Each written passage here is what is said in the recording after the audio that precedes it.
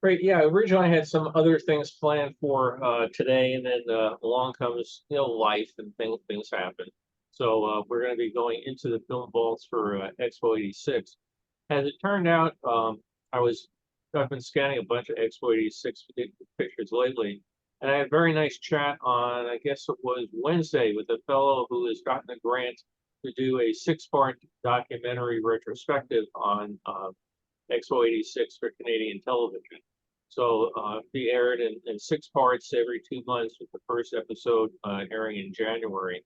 And this is a fun one to work on because he's looking for, how did Expo change Vancouver for the good or for the worse? Because there's a number of people, he was saying, up in Vancouver where he lives, say, oh, Expo was the greatest thing that ever happened. And others say it was terrible. It put the eye on Vancouver and everybody came here and the prices went up.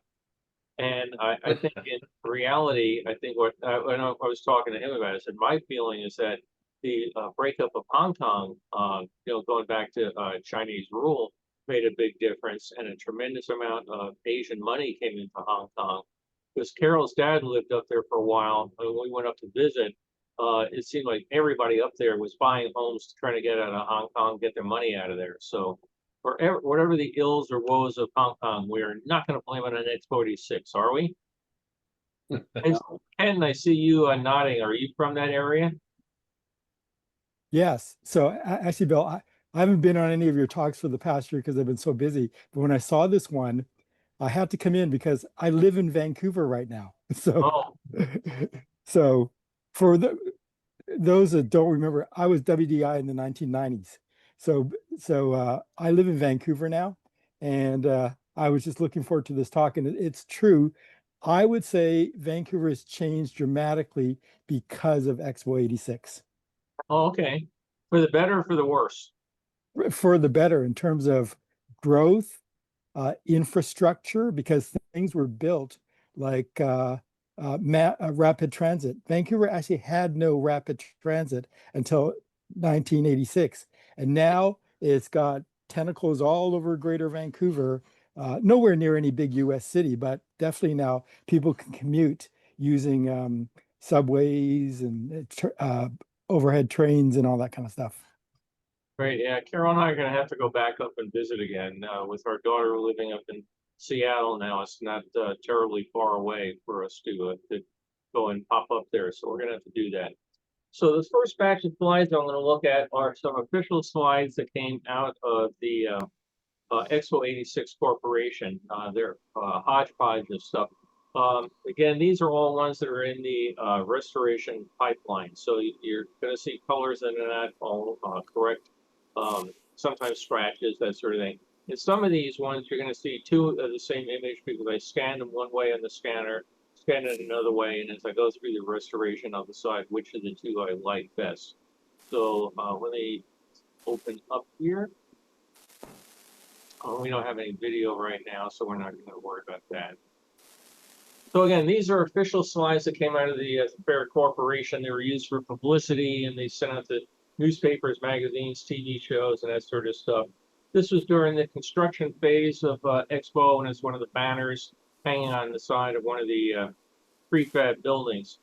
Expo made a big thing about trying to reduce the cost for participation as much as possible to attract as many countries as possible. And one of the ways they did that was these modular buildings that you can see the steel pipes that would hold up the framework. You could get, basically, if you call them cubes, you could get 1 cube, 2 cubes, 10 cubes, 12 cubes, depending on how big a budget your country had. And then at the end of it, these were all sold off and reassembled in various places around Canada. So from an ecological point of view, Expo '86 is also much more eco-friendly than a lot of other expos because you weren't building giant buildings just to tear them down again. Bill, just a Yes. quick comment on that first picture. Since the corporation put it out, I guess it was before they leveled that building. It's before the photographer leveled it, yeah. Yeah, I And that's just found fun. it interesting. That's the official one they put out, and it's kind of sloped, slanted a little bit. Well, it's not very well focused either. Yeah. Well, for the focus, I can understand. What happens a lot is you take a slide and you make 1,000 copies of it, and you just, ramming it through, ramming it through, ramming it through. But yeah, what I'll do is whenever I take these things, I will do the color correction. I will also fix the horizon, and I save an A and B version. I always save it as it was, and then B as it was corrected and more pleasing in the eye. Carol and I, as I mentioned, we were recently in upstate New York, and there's a area up there called Green Lake State Park. I don't know if anybody's heard of it, but it's a really strange phenomenon. These 9 lakes in New York where the water is very, very green, and it's not because it's algae or anything. It's a term, I'd have to look it up. 3 distinct levels of water in the lake, and the top one is very green from photosynthesis organisms. But we were running around, and I was taking the pictures as we were hiking around the lake. So a couple of times the lake would be draining off to the side in the picture. Whoop, you just hit the horizon button and it goes right back. So I'll have to use the horizon button on this one. The Expo Center, it's still there today. It's a IMAX theater, and it was built as a science center. Down at the bottom, you can see pictures here of the sports-related activities during the time of Expo. They changed them out, so sometimes when you're trying to look to date pictures of early Expo or late Expo, if you have a picture of this, it would help.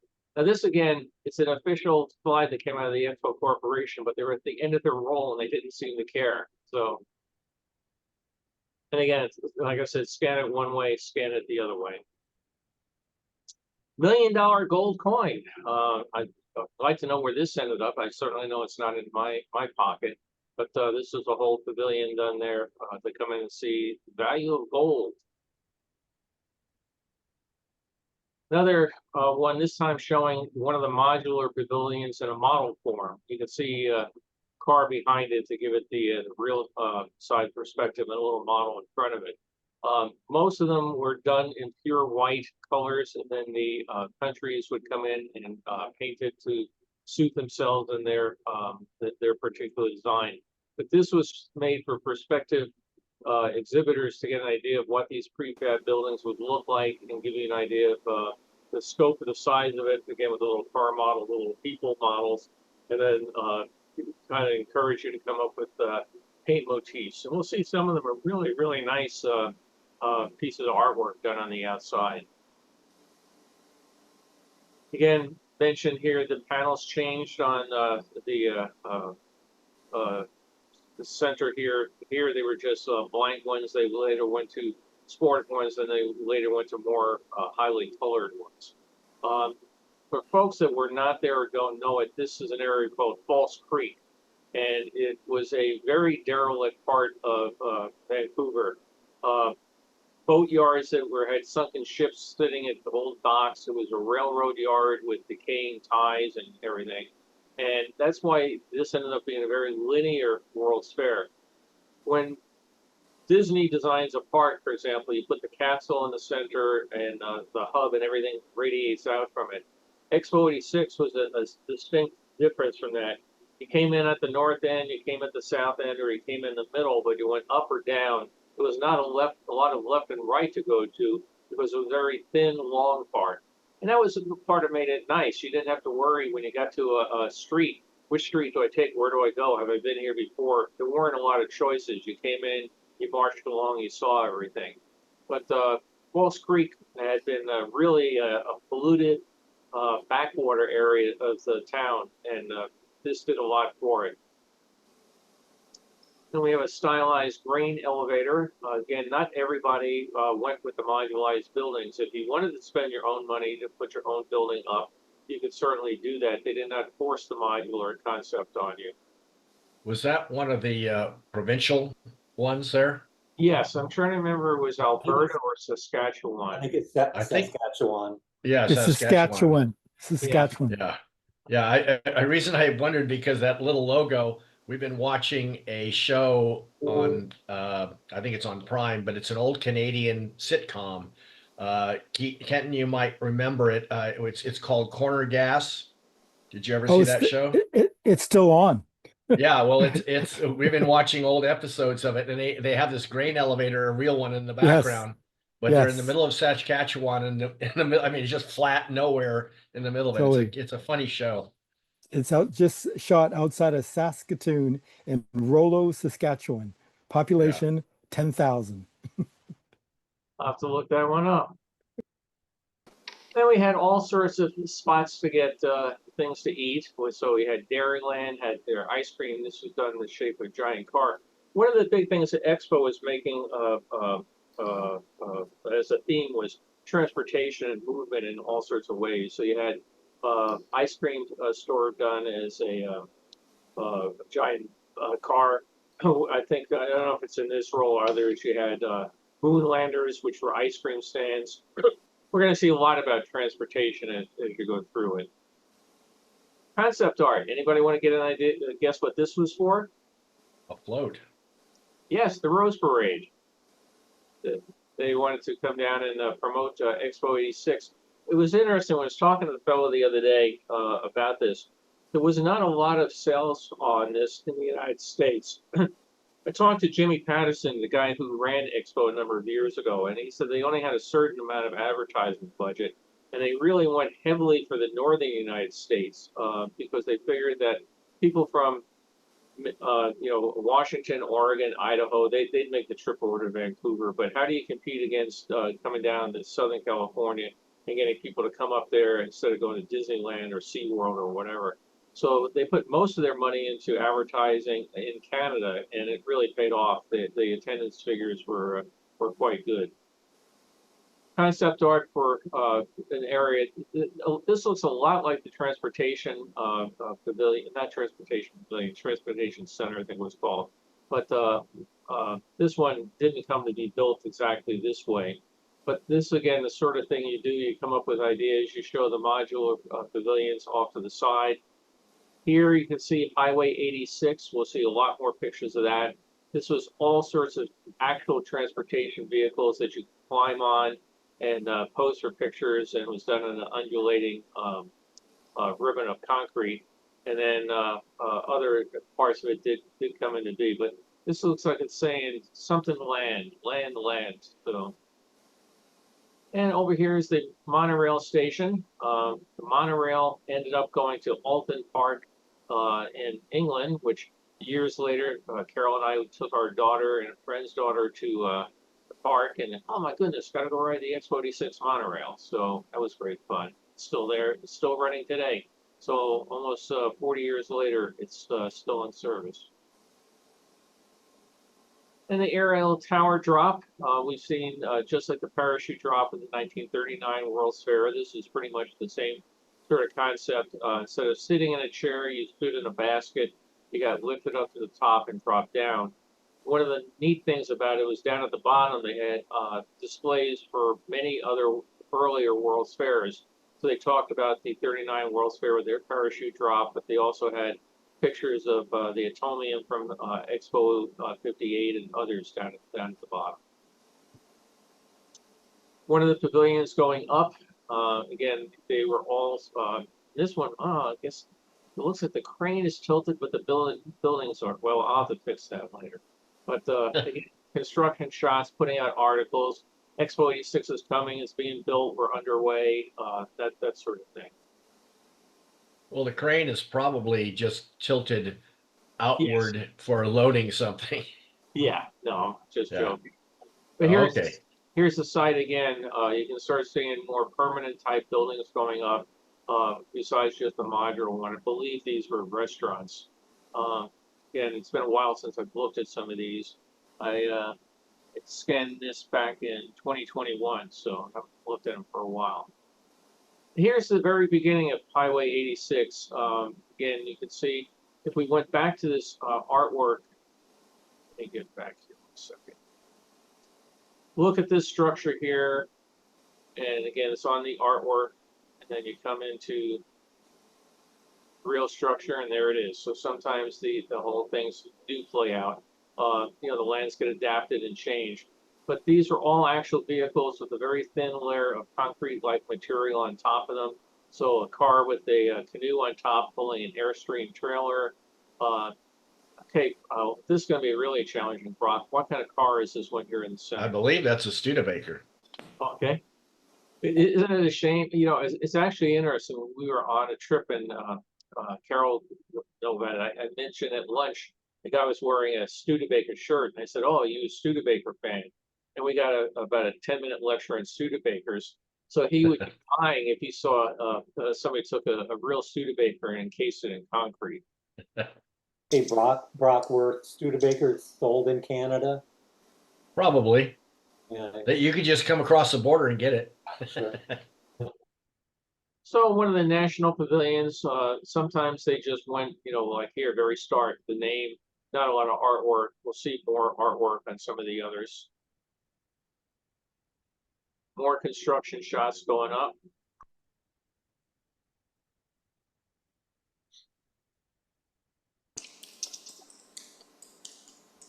Here, Belgian waffles. I mean, they were such a big thing in '64, right? We had to have them. So they came up with a very different sort of building. This is the sort of thing that's very clever from my point of view. You don't have a lot of money to build a giant building, but you wanted to catch the eye. So you put up a steel framework here and, you know, your low building down here. But now this is going to be much more impressive if you're trying to find it and go look for it. And if you had a waffle and you want to go back, it's going to be easier to find than it was just another low rise building. I don't know if we can see. Let me zoom in on this. No, can't tell the prices. I was wondering if we could compare it to maybe let's see, one more. Cold drinks, chocolate, hot chocolate. No, I don't see what you call it. I don't see any prices on here. Okay. Now, if you went up there and you got hot dogs, I got your note, Jim. Thanks. When you went up to McDonald's to Expo 86, McDonald's was the official hamburger of Expo 86, which meant any other restaurant was not allowed to use the word hamburger. So you could go to some place and it would have beef steak on a bun, or Salisbury steak, or other things, but they were not allowed to use the word hamburger.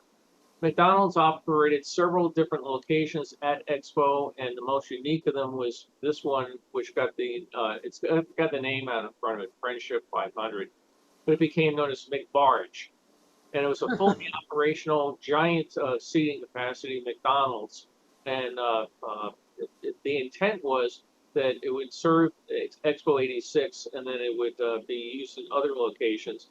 To any other city that was having a fair, an expo, county event or anything, you could sail this thing up there. Guy bought it after Expo 86, and it sat in a variety of waterways in Canada for a number of years. Unfortunately, this past year, it sprung a leak and it finally sank. So McBarge is no longer a viable concern. It sat there for years, though, and urban explorers would go on board, and there were still trays with the paper liners and, you know, the prices and pictures of, you know, the Hamburglar. I mean, it was still looked just like a McDonald's 38 years later. So again, it's sad that it sank. It's not with us anymore. More concept art. This is one of the skyways, so that you can see the gondolas going in. That's the end of the official, genuine ones from federal from the Fair Corporation. Now we're going to go into just random slides again, taken by real people, not the Fair Corporation people. So we've got we just saw the concept art for the Skyway, and here's the Expo 86. I actually had two Skyways, so done by Canadian Airlines. Up here is one of them going over the China Gate. Very ornate. That's been relocated within Vancouver. As I said, you can see they changed the panels on the Science Center. So before they had that geometric design, now they've gone to people doing various types of sports and things. Over here, we see a lunar lander. We're going to see in a moment that that's selling soft drinks. But what was nice about Expo, you can see the flags on the side are moving a little. Being on the waterway, I think they really took great advantage of the water factor. If you think about things like the '64 World's Fair was near the water, but unless you went over to see the Bounty or something, you really didn't do anything with the water. they took great advantage and had big promenade. You could walk along the water, get the breeze coming off, and I think it made it nice what they did for that area. The Yukon Pavilion here, that plane here is a replica of a plane known as the Queen of the Yukon. These two guys decided that they would bring the first airplane up to the Yukon and start servicing it in the early days of aviation. As a matter of fact, it was so early that Canada didn't have any way to register planes for the Yukon, so they registered the first registration for the real plane was using a form for a steamship. The first Queen of the Yukon didn't last very long. It crashed. They were not. They were undaunted. They got Queen of the Yukon 2. That crashed. It killed the pilot, and that was the end of the Queen of the Yukon airplane line. But the Yukon wanted to honor it, so they built this replica, a fully flight-capable replica. It took 9 months to build. It's basically a wood fuselage with metal skinning over it. They posed it where it looked like it was flying out of the Yukon Pavilion, and the replica today is still at the Yukon Transportation Museum.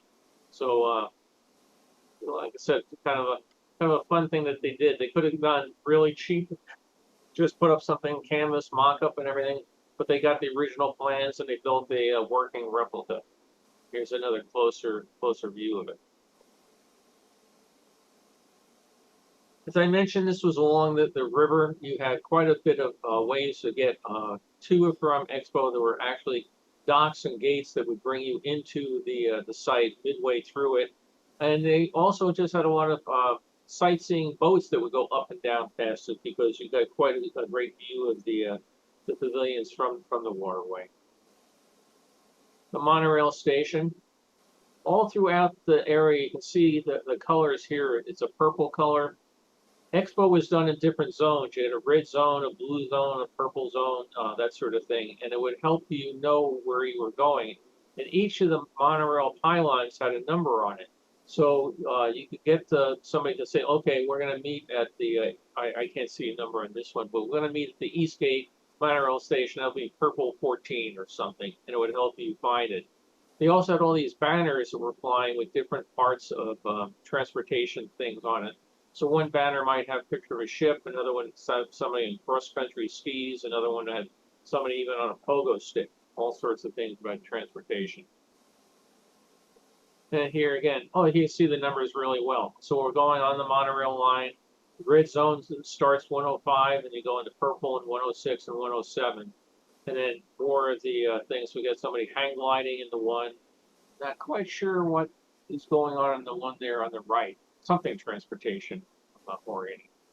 Did you notice on that first set of flags that one of them was the Yukon Queen? Over here? Yeah, right. The left one. Oh, yes. Isn't that- Yeah. Yep. Kind of nice that they use that in the flag. They made it work together. Yeah, since they put all that time and money into it, right. Yeah. Down below, you can see way in the background, Golden Arch. That was one of the land-bound McDonald's. There were at least two of them. I don't know if there was a third one on the land plus McBarge. But I got a real kick out of the fact you couldn't use the word hamburger if you weren't McDonald's.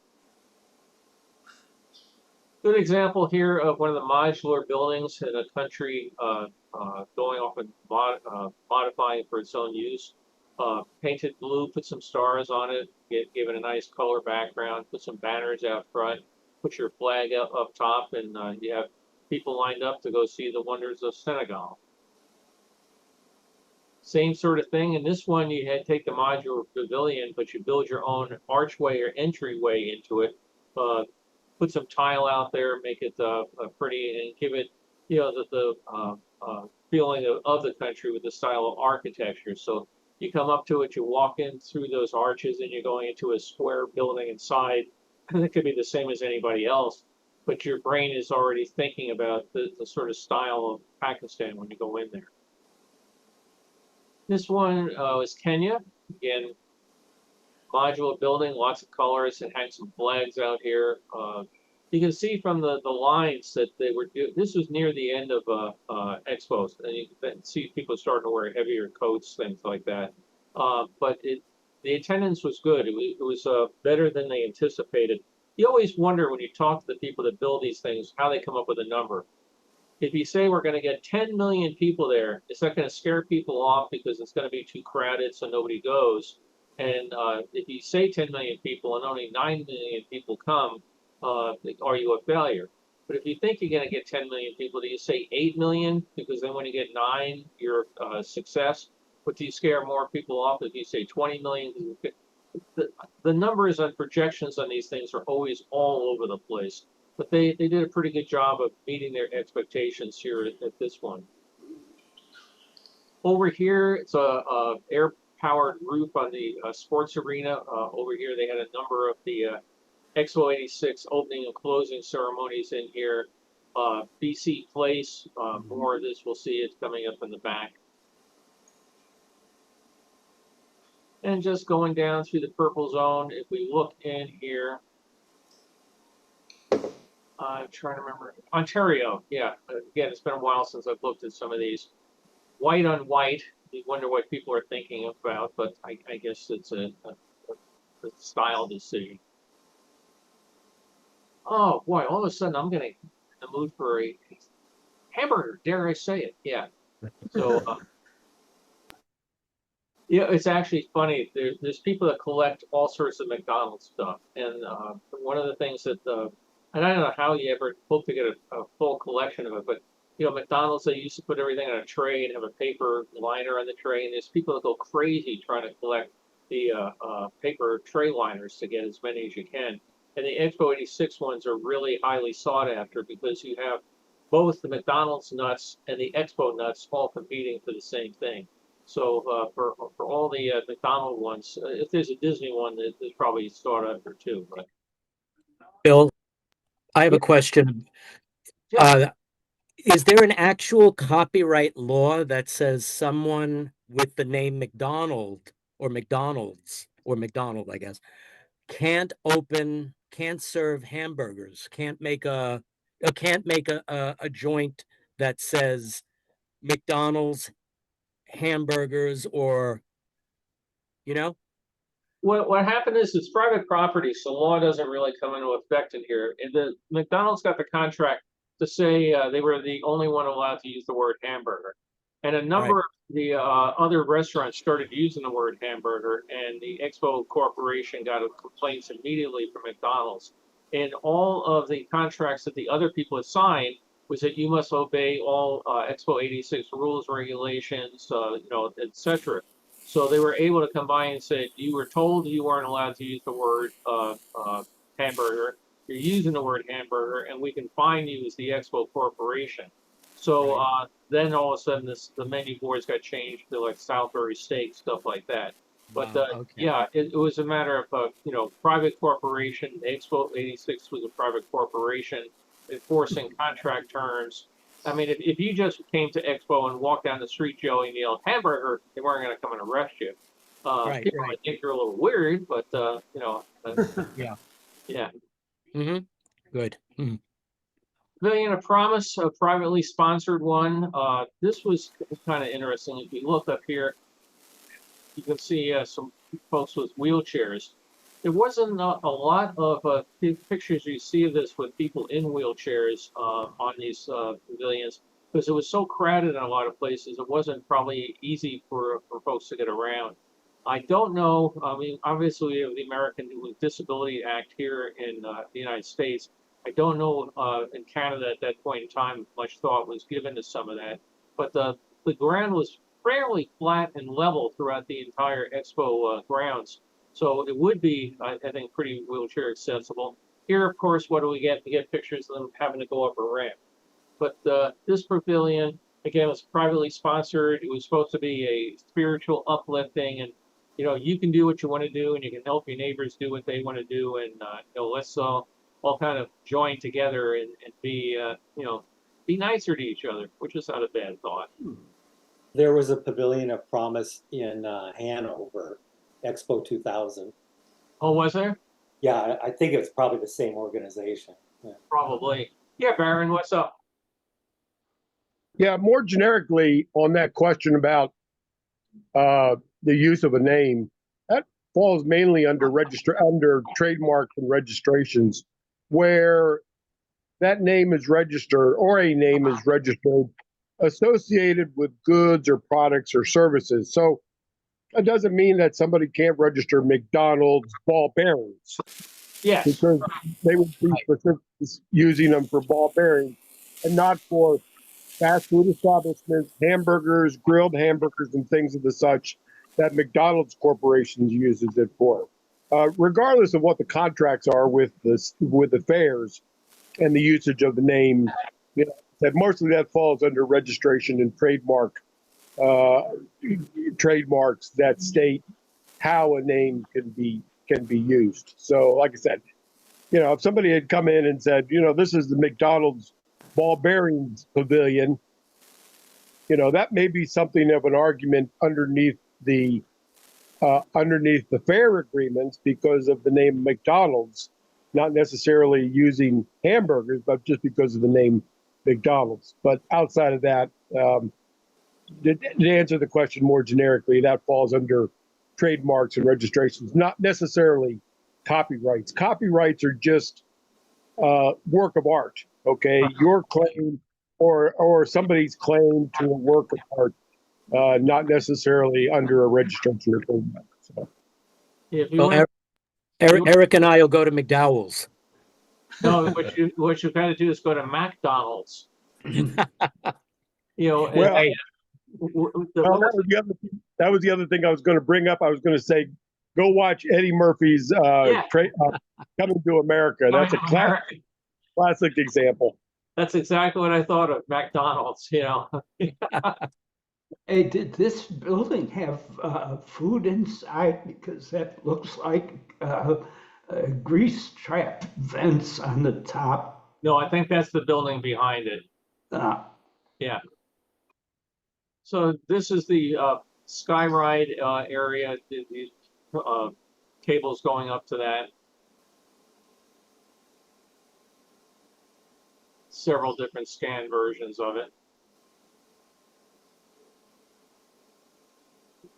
Oh, this one, the sculpture, transcending the something, transcending the storm, I think, or again, I have to go back and look. This was a monumental sculpture that this fellow did, where these are metal figures that get smaller as they go up to greatly increase the effect that it's going higher and higher. After Expo ended, he took the sculpture back, and the figures are still on a farm in Canada where the artist resided. I don't think the spire in the center is there. I think he still had them just on the ground. But they were all sorts of, again, transportation was the big thing for Expo. So there are all sorts of ways that people are going here and climbing and getting higher and reaching their aspirations into the sky. This is the base of it, so you can see at the bottom, he starts with cars. Okay, Brat, what cars are these? I don't know. Those look like European cars. At least the red one, the blue one. I think the red one is a Citroen Diana. Yeah, I was gonna say it looked like a European car, and I can't tell this other one. Maybe it's a Canadian car. Okay, all taken apart. But yeah, you start at the bottom. You can see that right way down here, the car is going around, and it starts lifting up, and it goes up, and then it turns into people, and up at the very top, it's birds, and everybody's traveling. They also brought in all sorts of transportation from around the world. So you had jitneys from the Philippines and ox carts and all sorts of other odds and ends.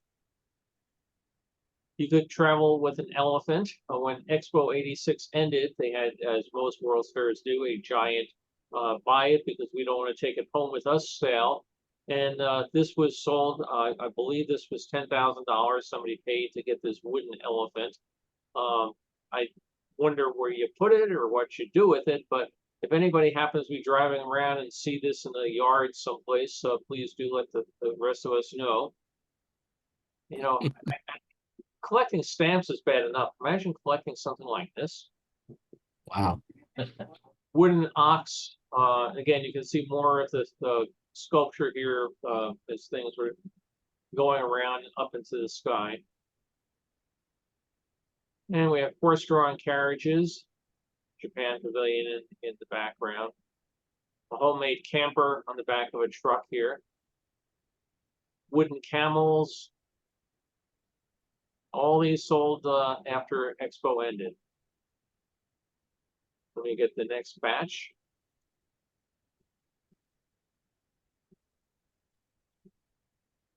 The transportation plaza, all sorts of fanciful flying. You have a ship here, which has a airborne ship, something out of a, I don't know, it sounds like a Jules Verne novel or something. What was the Disney movie, Island at the Top of the World, where they had a dirigible sort of thing? But here, the guy's got a hot air balloon with a giant ship hanging from the bottom of it. And you have airplanes, you have all sorts of various odds and ends. Coming along here over to the monorail Blue Zone. Looking past BC Place. They had a number of these boats where you could go and take tours of them.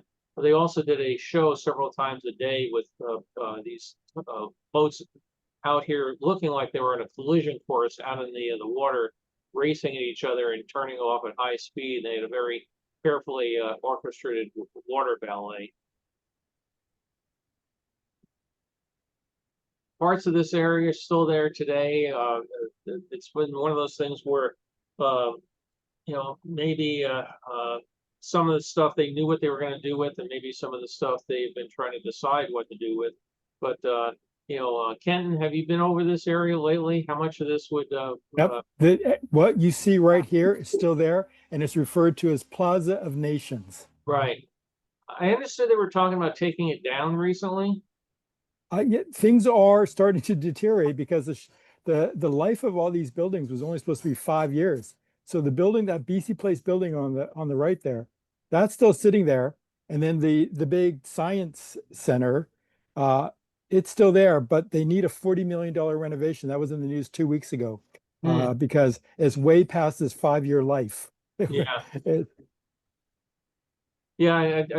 Yeah, they were also to talk about turning these into giant gambling casinos and doing all sorts of things over the years. Well, it actually is. So that BC Place that on the right there, that actually is a casino right now. Right. Yeah. But it's wearing out, huh? Yes. Okay. Well, not surprising. 39 years of Canadian winters. Yes. One of the things that also made it great about getting your way through Expo was, besides the linear thing, lots of signs. So over here we can see, we zoom in on this one. We're going to go up here, we can see the Canada Pavilion shuttle. We're going to see that coming up, but the Canada Pavilion actually was off the main site, and it had a shuttle that went between the main Expo site and the other site, which we'll see. So you go up here to the Canada portal and go on over there, or over here at Expo Theater, which is a large theater for shows, concerts, and that sort of type of entertainment. This guy here must have been really tall. Goodness gracious. I mean, just look at him. Wow. Yeah. Now, everybody else is just short. Yeah. Yeah. So we can see the giant Canadian flag, which is still in existence and is still flown on occasion. British Columbia There was complex. a name, Bill, there was a name on that previous building. This one? Oh, it just says Royal Bank, okay. Yeah.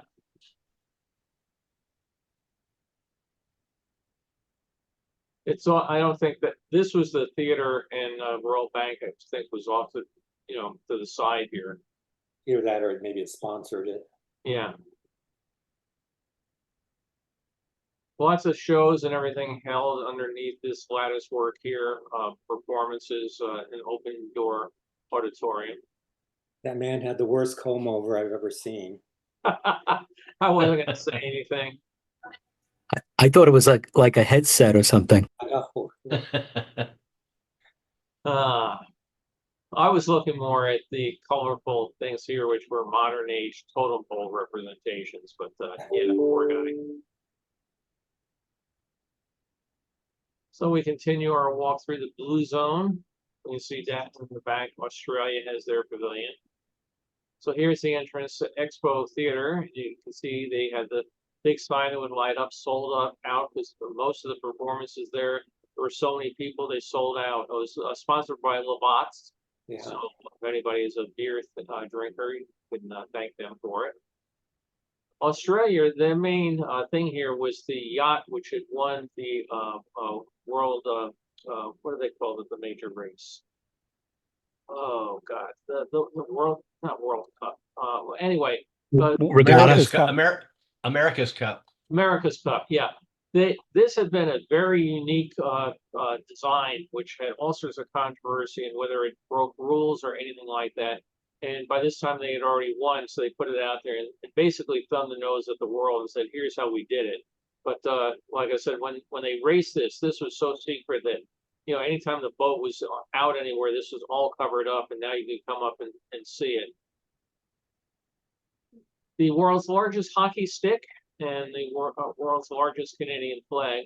The hockey stick was moved, and over the years it's deteriorated. It is now being carved into little tiny hockey sticks, which you can buy to put on your keychain. The fellow that I'm working with on the documentary sent me the link, and I have to go off and buy myself a mini keychain, so I have a piece of it. But it was pretty neat. You can see how tall this thing is, and again, 39 years of Canadian winters took its toll. And back to Saskatchewan, you can come up and get views of the rest of the Expo 86 site. Inside, all sorts of displays about life and industry in there. And now the portal to the Pavilion of Canada, and you would go and get transported over there. Right over here is a screen machine, a very ambitious roller coaster. I took my stepmother on that. She about killed me when we got off. What's that? I took my stepmother on that and she about killed me when we got off of it. Wow. Yeah. The hockey stick. Yeah, this was sold. I forget which theme park it went to, but then that theme park closed. So I don't know if this still exists anywhere or not. I believe it went to a Six Flags or one of the ones that got shut down. So I don't know if it's still around or not.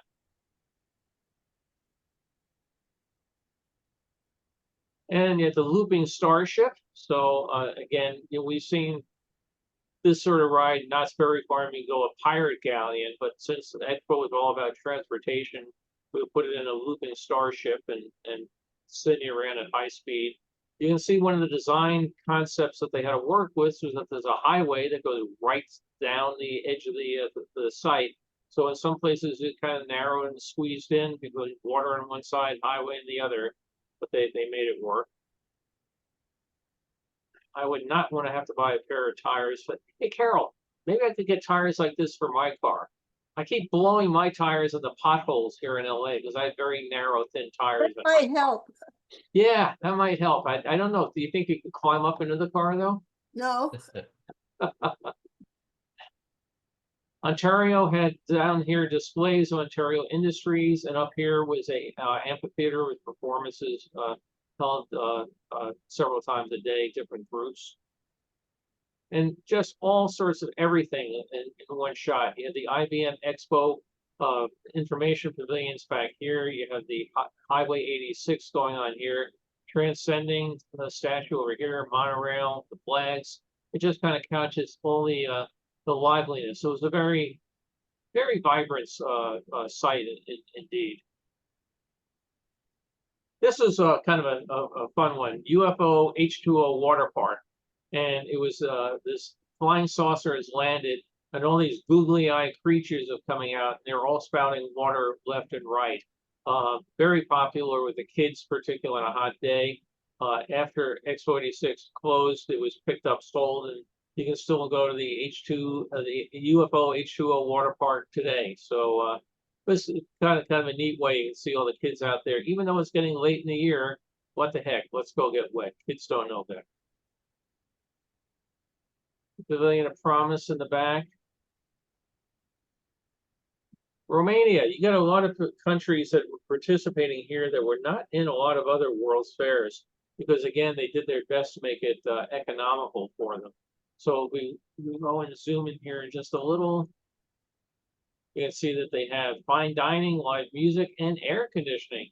Because Vancouver's nice, but it does get a little warm in summer, all things considered, relatively speaking. So come on in. Romania welcomes you. And on the outside, I never thought of Romania having a large airplane industry, but that's the motif they went with here.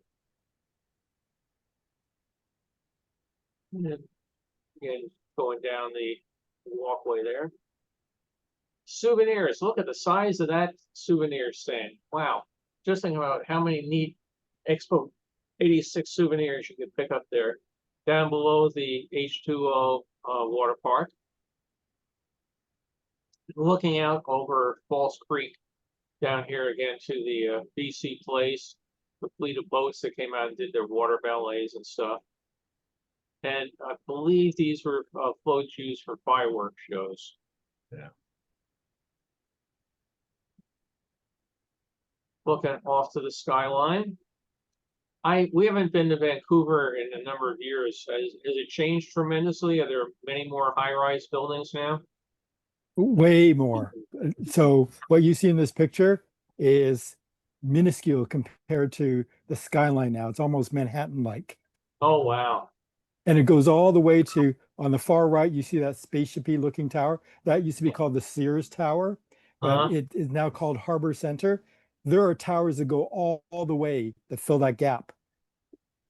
Well, we're definitely have to go back up there. I enjoyed it up there. What's the name of the big park there? Stanley Park. Stanley Park. Stanley. Yeah, really enjoyed the walks there. And I kept watching the seaplanes coming in and out, and I said, I need to Yes. come back here and go for a seaplane ride one day. It's a great ride.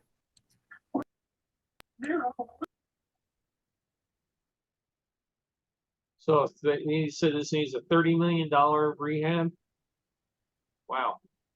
Yep, 30 million to redo this building. It's still there right now, and it's still Science World, so it's actively running. But the roof has been repatched like 50 times over the years, and it's the IMAX theater inside there. So they just need to redo quite a bit of the building for 30-40 million bucks. Well, maybe they'll do something in time for it started at least for the anniversary. So here's Highway 86, and again, more vehicles going up. There were all sorts of things up there, even tow trucks that were hauling other cars up Highway 86. And you can see down at the bottom here, you had a canoe. This part is probably a little steep for people to go and hike on, but I don't know if there was anything that was going to stop you if you wanted to try it. Oh, now instead of a hamburger, I think I might want a barbecue thing. What do we have here? We have an entire submarine launching up out of the water to go onto Highway 86. Because again, That's cool. all sorts of forms of transportation.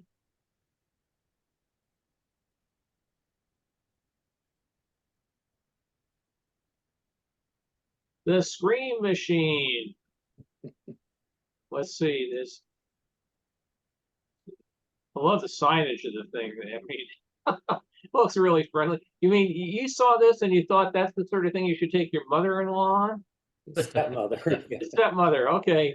And then down here, well, it's only approximately a 10-minute wait from that part, but they had good old Expo Ernie, the mascot of the fair. The guy that ran Expo at the end of it, he bought Expo Ernie and keeps it in his office. And Expo Ernie was a remote controlled robot, and he'll bring it out to different events and everything, and it talks to the kids, and they have great fun with it. But I believe they had this sort of thing. You had to be as tall as Expo Ernie to ride the ride. Yeah, looking at that picture, Bill, go back to a second. With the kid, the sign said a 10-minute wait. The kid sitting on the chair there, the guy said, you see the sign that says 10-minute wait? You got to wait here for 10 minutes before I'm going to let you on that ride. Either Because there's that nobody in line. he wasn't tall enough, maybe. Yeah. Oh, but the sign says 10 minutes. I got to make it. Well, yeah, absolutely. Yeah. You know, there are places with rules at times you go, does that really make sense? You know, but yeah, it was you can see how many corkscrews it made over here and everything. It was a hell of a ride. I looked Yeah, it up. It went to St. Louis. Six Flags. It was changed the name to be the Ninja at right. Six Flags in St. Louis, I guess. Yeah, I don't know if that's still open. Do you know? No, but it was made by Aerodynamics. Oh, okay. So we're gonna again have to go back and see the new skyline. Any songs coming to anybody's brain at this one? It's the Love Boat. So this is the Pacific Princess, the ship they used for the Love Boat, which helped definitely put them on the map. And this was the Canada Pavilion. It was built, as I said, off-site from the main pavilion, the main expo site. And it was done to be two things. For Expo 86, it was a pavilion, and it was meant to be a port for cruise ships to come in. So the Pacific Princess here was not just on display, it was actually sailing and making normal traditional cruises and would stop in, and during the time it was there, people could run on board and look at it, and then would go back out for another cruise. Back during the days I worked at Warner Brothers and they were doing the Love Boat, we had shared the ownership of the lot with the Columbia Pictures, and we had the Love Boat sets on the stage, and it was so weird to go in because we had the swimming pool and all that sort of stuff. And they would go out about once a year on the real ship and do all this other footage of the stars going back and forth and everything. And then they would come and match it up on the sound stage. But it was weird when you open the door and you walk on and you're standing on the pool deck of a cruise ship in the middle of downtown Burbank. So the Pacific Princess is no longer with us. It's been scrapped. It was sold, renamed, but scrapped since then. But you can still, when you go to Vancouver today, at least the last time I was there, you can see these sail type things from quite a distance. They're still there. It's basically Vancouver's equivalent of the Sydney Opera House. So it's quite and it's the cruise ship terminal. They've expanded it so there are 6 berths now for 6 ships at a time. So right from May through the end of October, 6 ships every day, and every Monday is the Disney Wonder. Oh wow, that's good to know. You know, when we went up to Vancouver, that area, and I actually go to Vancouver. Where was it? We went to Carroll. What's the island where the Vancouver Island, yeah, that's where we went. Yeah, Victoria's there. Victoria. yeah. That's where the last cruise when we went to Alaska stopped up there. But here's, you can enter it from the street. Here, buy your Expo ticket, come on in. Whole office complex built for Expo and time for Expo. If I remember correctly, the shuttle from the main site over to the Canada Pavilion was a section of the elevated, metro system. During the fair, it was strictly used for that connection. I think after it's probably been expanded on. Yeah, that's my recollection as well. Yeah.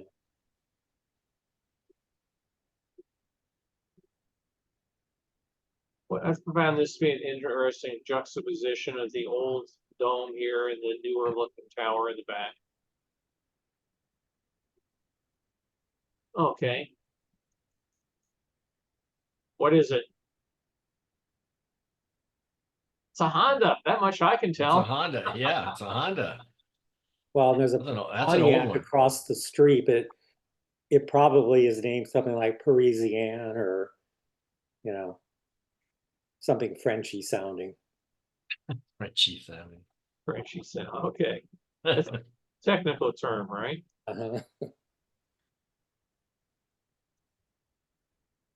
I Um, can remember, as a kid, I loved the GM ads were always so glamorous looking, and they, every once in a while you'd get a hold of a Canadian magazine or newspaper, and it would have the same ad, but it would be called the Parisienne or a couple names. The Acadian was another one, rather well, than Bonneville. here Well, it in was the the United same States, thing. I was going to say the same thing with Japanese cars in Japan, Datsun, especially when they had the 260, 280Z, the Z cars, they were called the Fair Fair Lady. Lady, I know. Over in, yeah, I that's never kind of forget the weird. first time I saw that. I mean, it's kind of like a muscle car in a way. Yeah, It was a performance car, it's a and sports car. Yeah, yeah, to call it the Fair Lady. Yeah. I know. What a weird name. Well, how about in the United States? West of the Mississippi, it's called Yeah. Hellmann's. Mayonnaise was two different things, and depending on Yeah. where you bought it. So over here, this port area, they had all sorts of ships come from all over the world. Some came under their own power. Some were brought on barges. This is not a real ship. It's again stylized marine plaza with all sorts of giant sails. But they had boats that had been restored specifically for Expo. A couple were built for them, but they had things like boats from barge canals in the UK, tugboats from Hong Kong, all sorts of various ones. Then some of them would take you out and you could go for a ride on them. Again, a good example of transportation. So we have a giant mural here of a 747. On the other side of this giant mural is a giant nose of an actual 747. I don't know if we'll see it today, but it was built by Boeing, put here on display after the fair ended, taken back to the Boeing factory, and put onto the rest of a 747 and actually flew.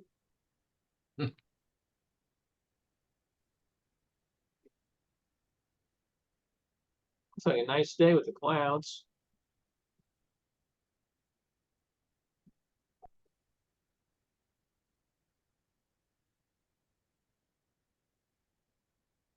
I mentioned that gate has been relocated and still exists today. That's actually at the entrance to Chinatown in Vancouver now. Right. It is. Okay. The China Pavilion there, for a long time, in New Orleans, it was the same thing. It was just a store selling Chinese goods. Yeah. They've gotten away from that in recent fairs. Yeah, the one in New Orleans was really disappointing because they had such a big prominent area there and the eyes were really drawn to it. And making a big thing about China's first World's Fair in X number of years, and you got there, every single thing had a price tag on it. It was really, really disappointing. Now the sports arena with the inflatable roof, it's been totally remodeled, right? That is correct. It has like If you big see, pylons holding the roof up or something. because it's retractable now. So that dome you see here, that was permanent. So that's been taken away, and they got the big pylons, and they can retract it when the weather is good. So it looks very different today. Okay.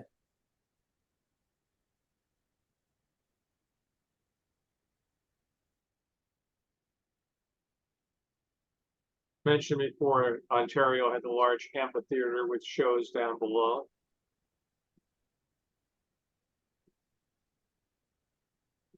What is the pavilion off the left? I want to say it's Canadian Pacific. I'm not sure though. This one here, Yeah. I don't recall, to be honest with you. Yeah. I have to go grab my map. I should just, upstairs, I've got that great map. I should go grab it. Yeah, I've got one sitting here. I just need to get it out. This was an antique carousel restored for Expo.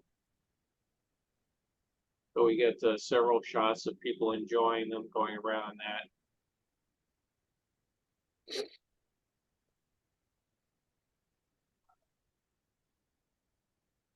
Sri Lanka, again, hard to tell it's a modular building when you look at it. I mean, your eyes are kind of drawn to the color and not the framework so much.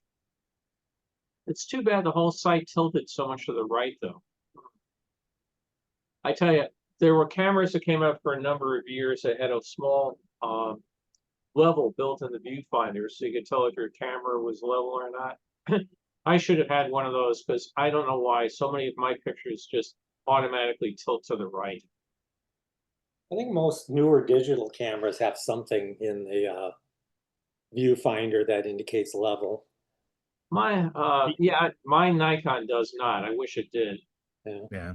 You can turn on a grid, some of them, but my shots today, some of them lean. I'm like, I was standing right there. I don't think I was leaning. What's But it just really comes out weird that is way. mine always lean to the right. You know, you think you'd have a 50-50 chance and also go to the left. It's just, I don't know whether one eye is dominant or whatever. I don't know. This was the Swiss pavilion. This was in the days of swatches. Remember when swatches were such a big deal and they came in all sorts of styles and everything. So this was the world's biggest watch, and it actually kept time. It'd be kind of embarrassing if it didn't.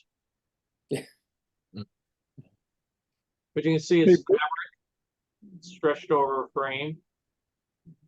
You know, one thing that is evident in this picture is the bench in front.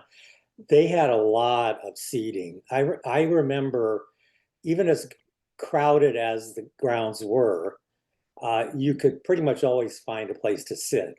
You know, it might be just the ledge of a pavilion, you know, a concrete abutment of something, but there was always some place to sit. It's funny you mention that. The guy I was talking about the documentary, that was one of the things he commented on is how many places you go around. This bench came from Expo 86. So did this one. So did this one. We were specifically talking about the giant number of benches and how they're scattered all over the area. Funny you caught that. It's interesting. Bill, what model is your Nikon? D90. Okay. If you find a what you call it, keep straight gadget for it, let me know. Again, Stop having those martinis before you take pictures. if I took a martini, I'd be more relaxed and they'd be straight again. You know, I'll be honest, this last trip to New York, I didn't even take the Nikon with me because I was taking my drone and other stuff. And the iPhones get such good pictures these days. I just didn't want to carry the 300mm lens and all, because we were trying to do just carry on. So the poor Nikon got left behind. Down this area, this is a metal fountain here, but down in this water, you can see down below, you can sail little remote controlled boats. I don't know if it shows up too well in the picture down here or not. No, they're just sitting here, but over to the side, there were controls. You could sail boats out there. Mentioned you could get sightseeing boats that would take you by the Expo site, so you could get a nice view from paddle boats and other sorts of boats going by. Cuba, again, wow, we were still on the outs with Cuba, so I remember going to Expo 67 and feeling scandalous going to the Cuba pavilion. By the time Expo 86 was out, who cares? I didn't get caught the last time. I'll go visit Cuba today. Yeah, when I went to Expo 2010 in Shanghai, they had a North Korea pavilion, and that was kind of weird going into that. I bet it must have felt strange. Well, plus, I mean, compared to everything else there, it had like some temporary bird bath with artificial grass around it and lots of twinkly lights, and that was about it. Weird. Ivory Coast. That's a nice disguise of the, you know, I mean, you see the framework, but it kind of looks like it was all built to match each other, the kind of silver side with the pictographs on it. It's nice. And a double exposure here, so we can see two prices of Expo for the price of one. Again, the boat could take you, drop you off here, and you can go on board. You know, come off the ship onto Expo. There's a sky ride.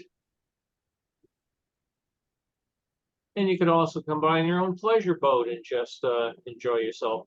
And again, if you had an Expo ticket, they could drop you off at the dock, and you could hop on and just come up and enjoy the day. Mentioned before a lunar lander, which was soft drinks. Let's see if we can tell what the prices of things were. Okay. $1.40 for a large. $1.40.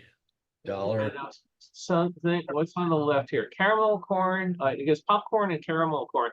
So popcorn $1, caramel corn $1.50, and we can get a small soft drink, a large soft drink, coffee, tea, ooh, cotton candy, and we had a choice of Coca-Cola, orange, root beer. We can make out some of them. Ah, now I'm thirsty.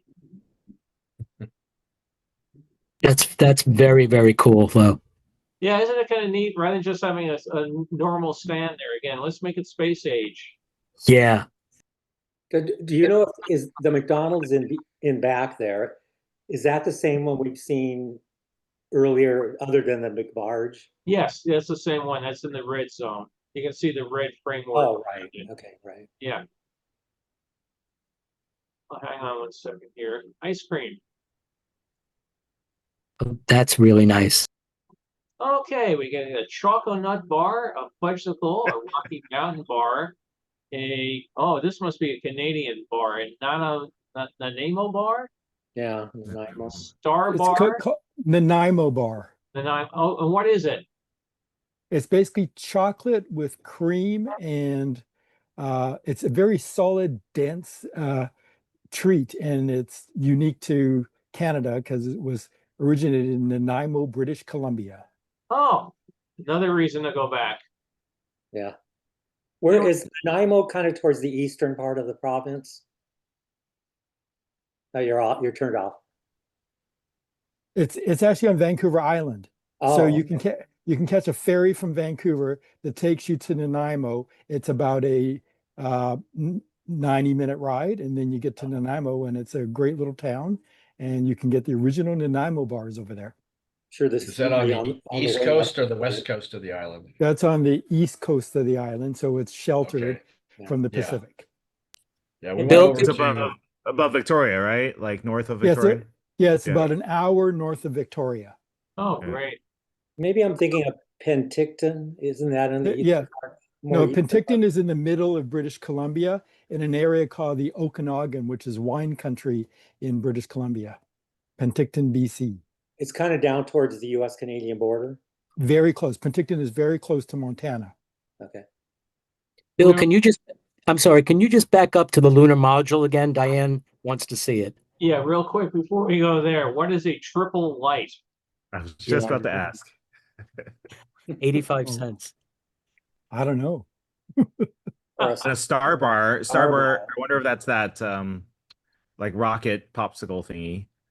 Yes, yes. I'm thinking that too. I'm guessing. Yeah. no, those prices are pretty expensive. You know, if you think. Right? For 86, yeah.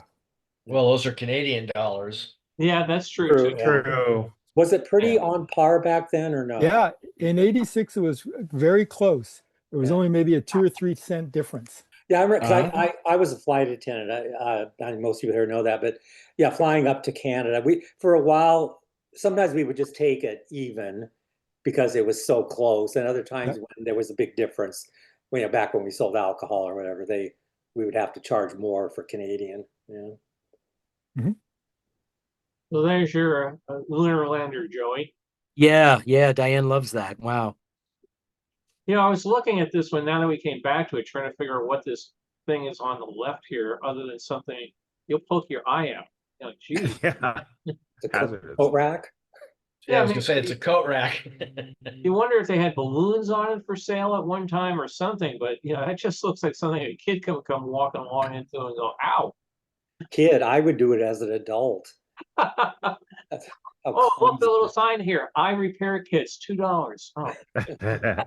And what's Yeah, that one's a lunar rover. It's supposed to be a type of lunar rover or planet rover. The ice cream. whatever it is, it's weird. It reminds me, did anyone ever play with those? Tonka put out these very futuristic vehicles called the Cradle Crawler.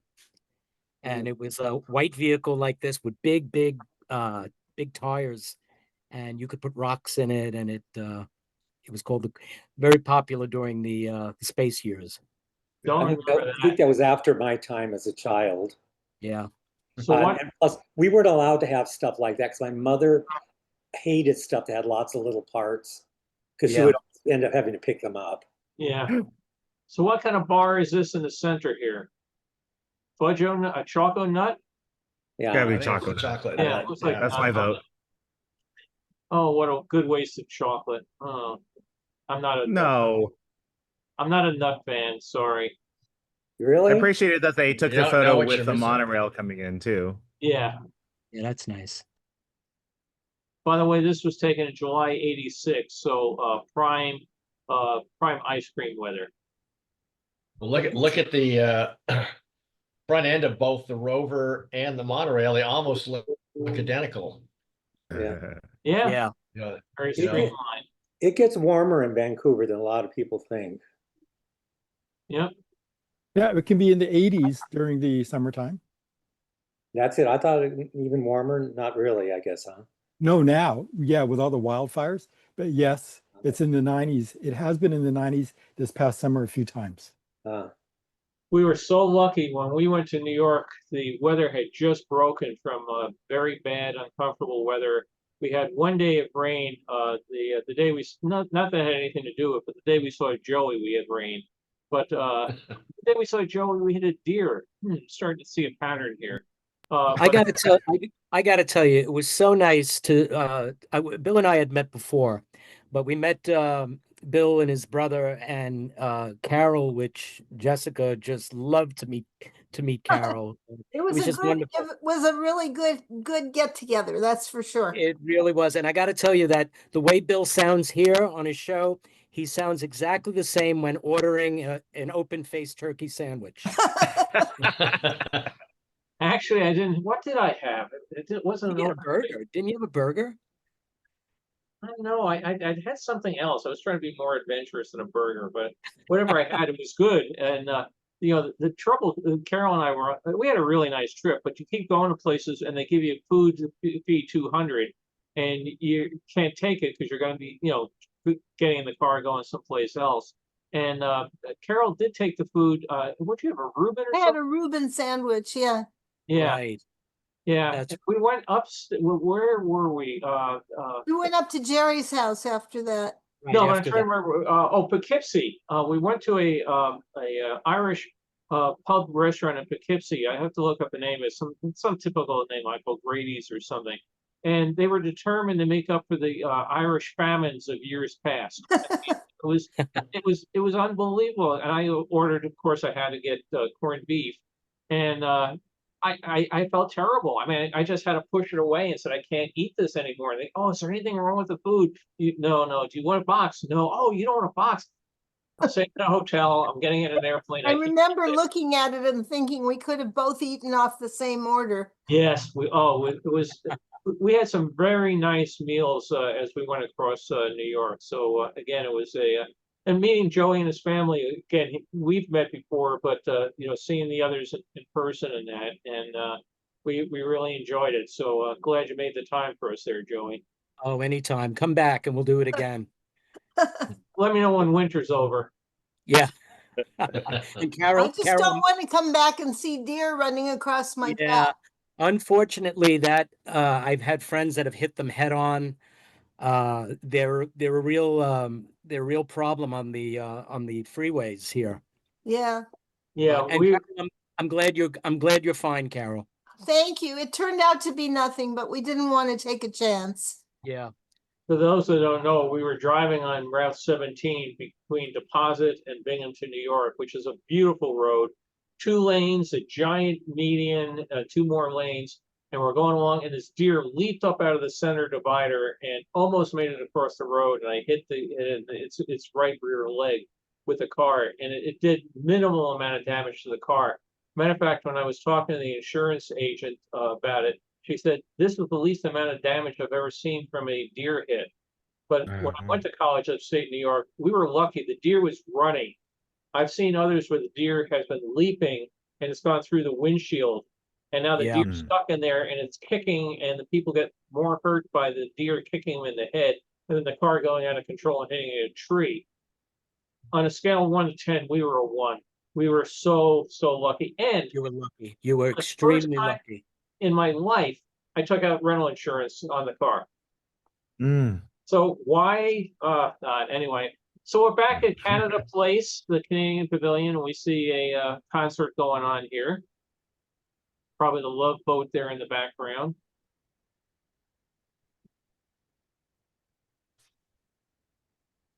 Back to the Marine Plaza. Again, looks like a ship, but it's just a big pier. They did all sorts of neat things. They put the air ventilation ducts and other things here to give you the feeling that you're on a ship. But then down below, real ships brought in from around the world. Marine Plaza sign here, Indonesia off to the side. You said these pictures were taken in July, Bill? Yes, July 86. Okay, because that's when we were there, so I'm looking for myself. Oh my God, wouldn't that be great? Let's- Brock, did you have hair back then? Yes. Okay, Except at the very back, crown. yeah. It was starting to go then. There he is, he's over here. No. Okay, we had the Apollo. Oh, here, Brock, this fits in the discussion we were having yesterday. Yeah, Apollo Soyuz right there. Yeah. Brock and I had a nice chat yesterday about the Apollo missions and a project he's doing. But this was the Apollo Soyuz mission. This is the Soyuz. Actually, no, this is Soyuz and their little space stations they had. Yeah. I think that's Mir. I think that's the Mir space station. Might be. This was an actual. It wasn't a replica. This was one of their training modules. So it was Yeah. built to high quality, and they brought it over there to show you how you could do it. And you actually had stairways they had cut into it. You could come up, walk through it, and come back down the. My dad loved that. He was so impressed with being able to go into it. Yeah, Yeah. this doesn't have the solar panels on it. That was interesting. Probably was concerned about wind and stuff. Probably or cost. Who knows? Okay, Well, so they're not built for they're in space where there's no resistance, so they don't require a lot of strength to hold them in place. You get a wind, grab one of those panels and rip it right off the thing. it did get breezy there. Yeah. So a lot of these, some of these I've not rotated yet, so you'll have to bear with me as I do that. Might as well save it as I've rotated it.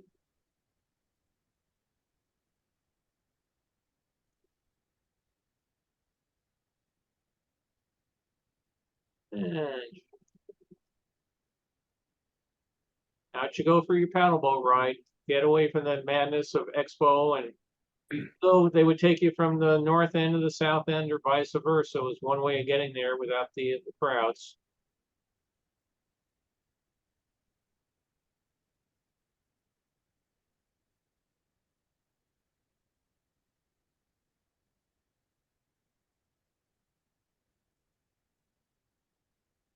Now I have a sudden desire to own a wooden elephant. I got to stop doing these shows. I keep getting too many urges. Luckily, the hamburger one's going to be easy to take care Actually, of. that's the Trojan elephant, isn't it? Yeah, Bill, you need to go to Tops. Need to go where? Tops. Tops, is that a hamburger place? Tops, isn't that the one in Pasadena? Or am I thinking of the wrong name? I don't know. In Pasadena, when we go there, you usually go to a place called The Hat. Oh, the Hat. That's yeah. what I'm thinking Yeah. of. Yeah. Yeah. Right. Get a Pastrami. Yeah, pastrami's what they're famous for. I usually get roast beef there. Right. Then some of the things we zoom in on this one. You got mannequins all over, except in some cases they weren't mannequins. They had people come out and they would dress up like this, and they would lean against something and stand there for the longest period of time, and all of a sudden go boo or move and scare the crap out of people.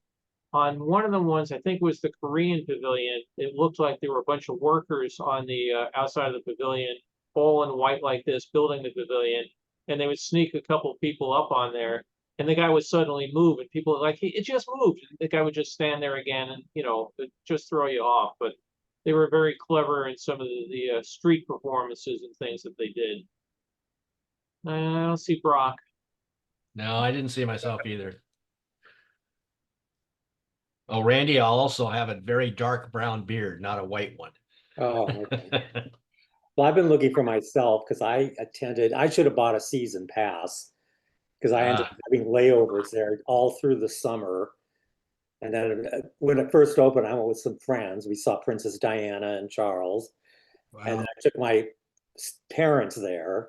And then all through the summer I went. So I would have saved money by buying a season pass. How far from was the fare from the airport? It was a good long bus ride, and we stayed out by the airport during that period because Gotcha. the hotels in town were so expensive. Right. We had a staying in Richmond. which is out by the airport. Yeah, it's 30 minutes from the airport. Okay, Thank you. and they had actually the hotel had an express bus that you could catch. You know, it made no stops in between Expo and the hotel, or you could just take the Nice. city bus and make a few stops on the way. No, isn't Expo 86 the one that Princess Diana fainted at? Right. I someday I've got to scan my slides. I have a picture of her, and then she walked into the California pavilion and she fainted. And all of a sudden, all these ambulances showed up, and then I think they determined she was pregnant with the second Yeah. kid. Wow. And there's our Yukon Pavilion again. Down below, paddle wheel representative of the ships that were going up and down. And they were showing how they went from ships to aviation, and they were being very progressive. They also, if we go off to the side here, continue to use all sorts of pictographs to tell you it looks like the Chinese pavilion's up this way. I'm not quite sure which one is off the side there. And then you can go to the bulk light. All these clocks here were done like watches, and they were tied into the Swiss watch pavilion, or the Switzerland pavilion. I like the front that's done in layers to make it look more three-dimensional than it is. Yeah, Yeah, Really? yeah. I very want good. to. I want to know who designed that. That is awesome. It's cool, isn't it? Yeah, the horizon, the sun, the clouds, just everything. The gradation. It's Yeah, a train. really There's a gives you train in the tremendous paddle feeling wheel. of That's depth, just so doesn't it? great.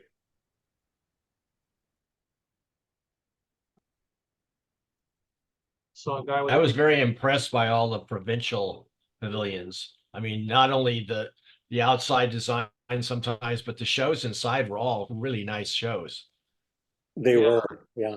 Yeah. They also had a working, it wasn't working there, but a steam locomotive restored to working condition outside for. There's a man with a beard. Is that you, Brock? No, it's not. Sitting on the bench. Yeah. No, wrong nose. I was gonna say,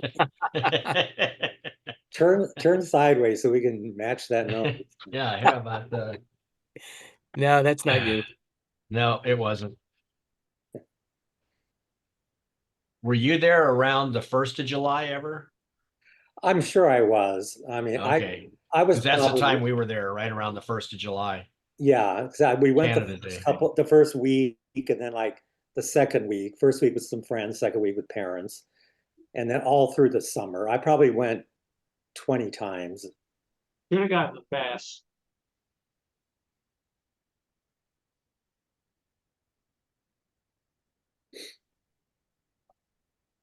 Oh, it looks like a storm's coming.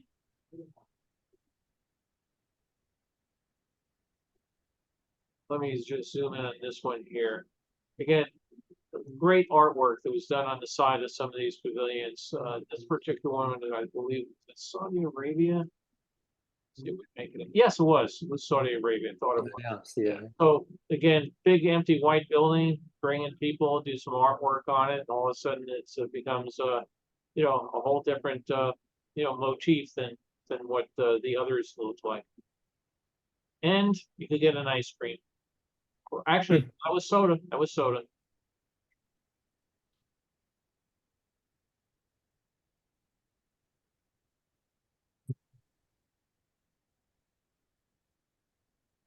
Here's another view for you from Carol from the other angle. And this shows, and a lot of your other photos have shown how a lot of the site was built up on pylons. Yes, all this here Yeah. was Right? And extended that out was into the river. when Princess and Diana and Charles were there.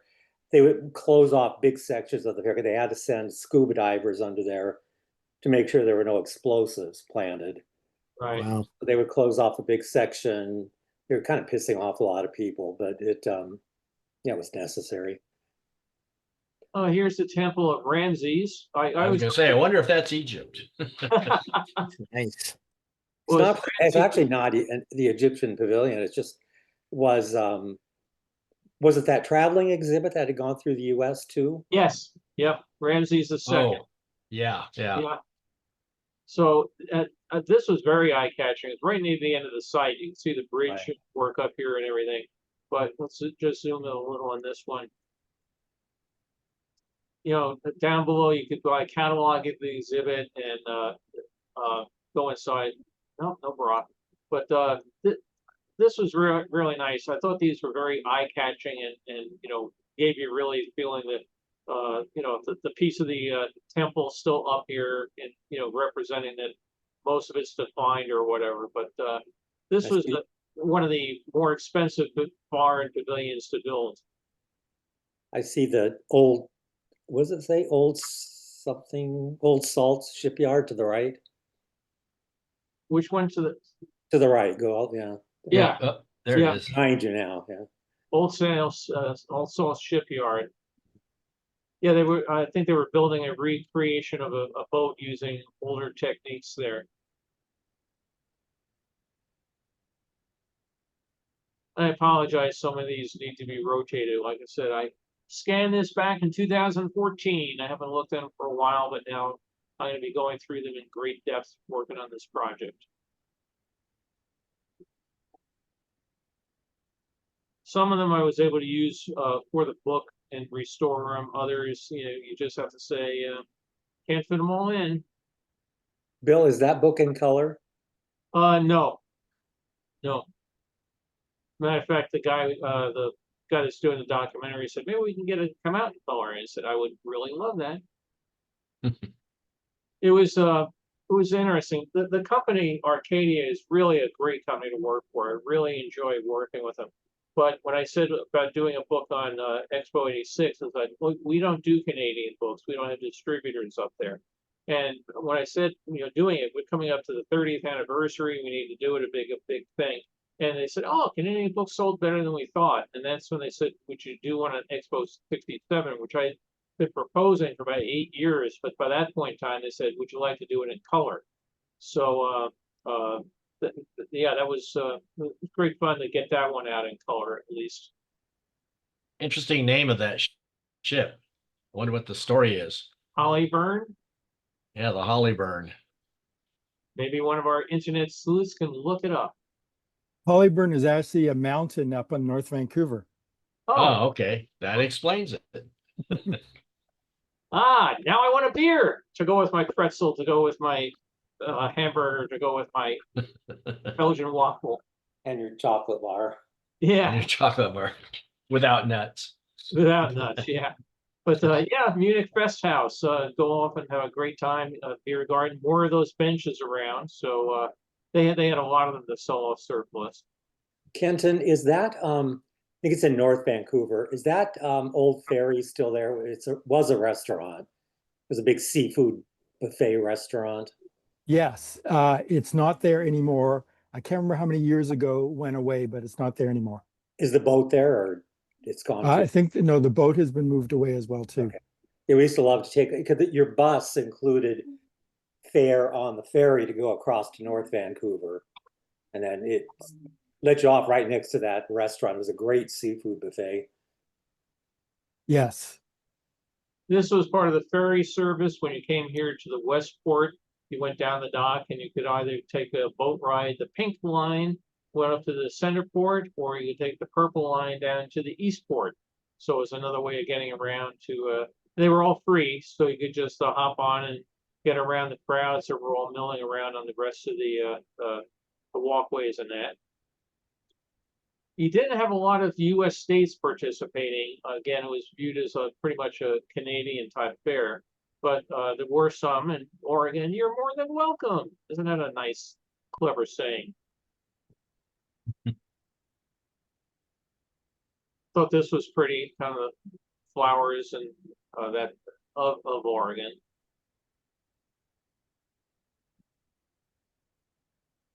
Down below here, if I recall right, was a restaurant. Yeah, here it is, the Hawaii restaurant. So they didn't have a pavilion per se, but I imagine if you want to get spam, this is probably the place to get it. I've never understood why spam is so popular in.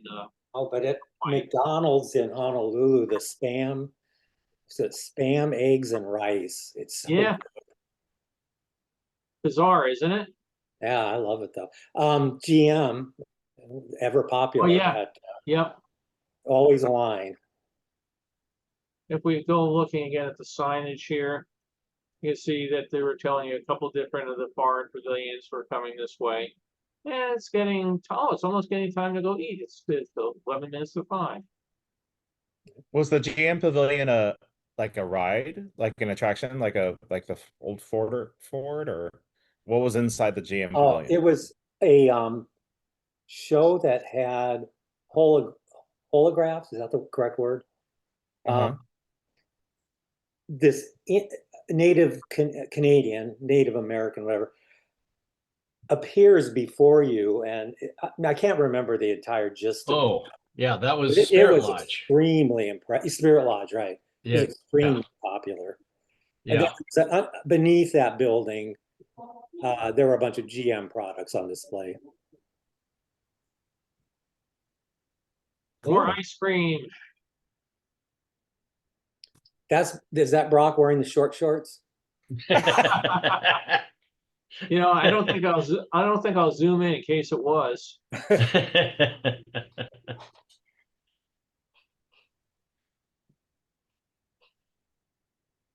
It was the style back in the 80s. It was. You're right. I think Minolta doesn't even exist anymore. Oh God, it's amazing when you go through some of these, how many things have changed and aren't with you anymore, or only exist in some small stuff. Oh, speak of the devil, right? Yeah, right. I noticed that Space Drop had stand-up baskets. Yeah. So you stand up in these baskets, unlike 64, 39, you sat in a chair. These took you up and then dropped you back down. It's And just another thing that I wonder is the parachute drop at Riverview Park in Chicago, I believe, was identical to the 39 really. fare. Pardon? Don't know if they got moved or anything.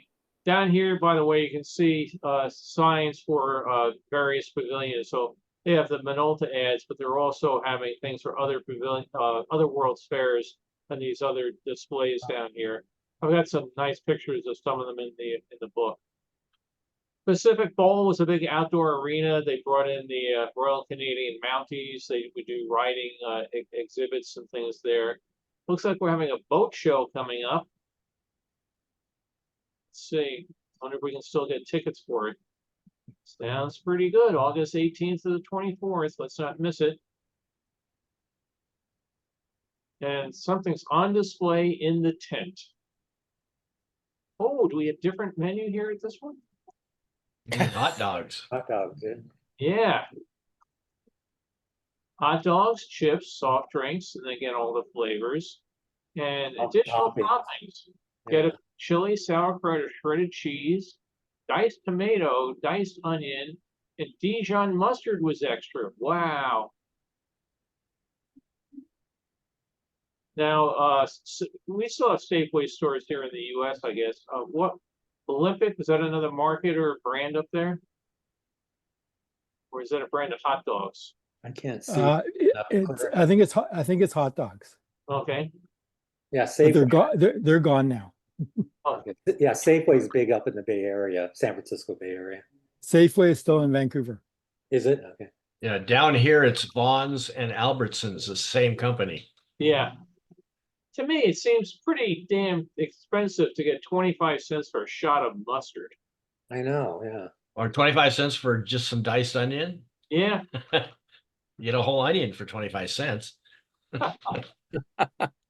Oh, I Of love course, it's that. all that labor of dicing. That's what took the price up. All the tears shed while dicing.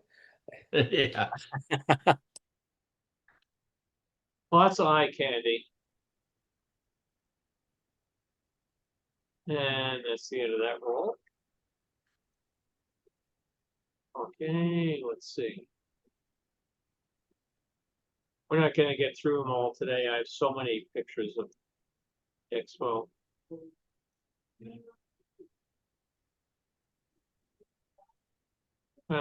this was coming in, I forget the name of the gate here, but when you came in from it, the main thing where, you came in from out of, into the, site from coming into the city, you had the set of arches, and then the 86 would light up at night.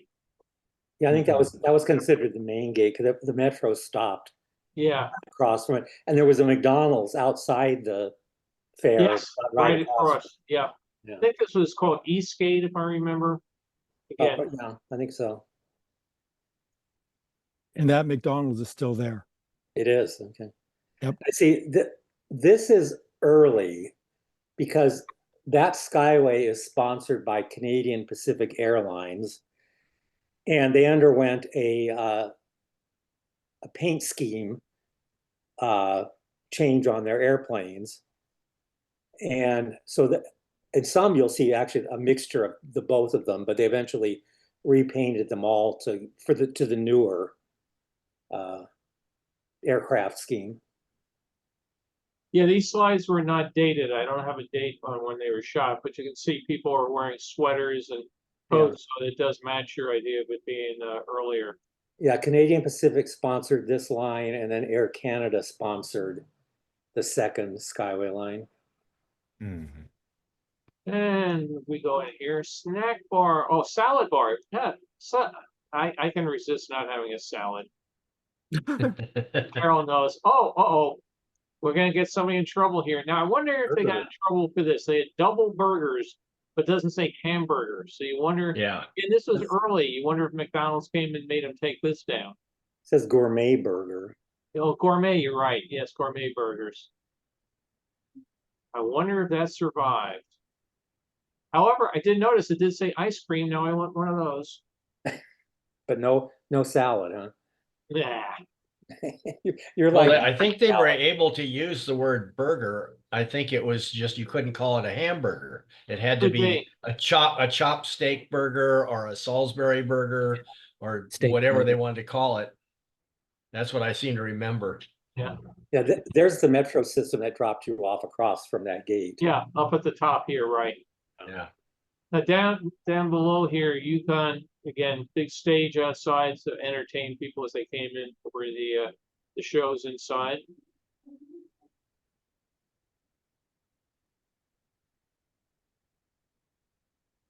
Here's a trackway, and there's a train up there.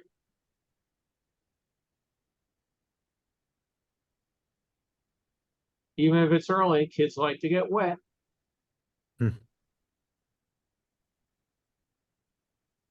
Barbecue 86. Not just barbecue, but barbecue. You know what just struck me? I haven't seen any nuns in any of these pictures. I saw this Yeah. dark shadow here, and I was thinking, could it be? No, it's not. But I haven't, Yeah, it almost does look like a nun there. Yeah. yeah, we haven't seen any nuns. Well, you didn't see many nuns at Expo 70 either. There I am. Is that your regular street attire? Yeah. I was going to say in the That yellow almost looks- so well. That It almost looks like a looks like the- Disneyland D. I was going to say the same thing. That's why I said it was me. It's my Disneyland costume. I love the collar on Puppet the show, guy. yeah. Oh yeah. That puts disco shirts to shame. Could be worse. It could be the puffy shirt from Seinfeld. Yeah. And for people that didn't realize it, this thing turns you all the way upside down. Yeah. Yeah, now you know why my stepmother wanted to kill me. Yes. Because she had her purse. She had her purse open at the time, and everything fell out. No, on that ride, the centrifugal force would keep it in. Oh yeah. It's just like the Oregon show at 64. You had to have a log show and go log rolling and log climbing and axe throwing and all the rest of it. Yeah, except you didn't dissolve when you hit the Flushing Bay. Yeah. Yeah, you wonder Sure. how often in New York they had to replace the logs because they just, That water looks much cleaner, I guess. yeah.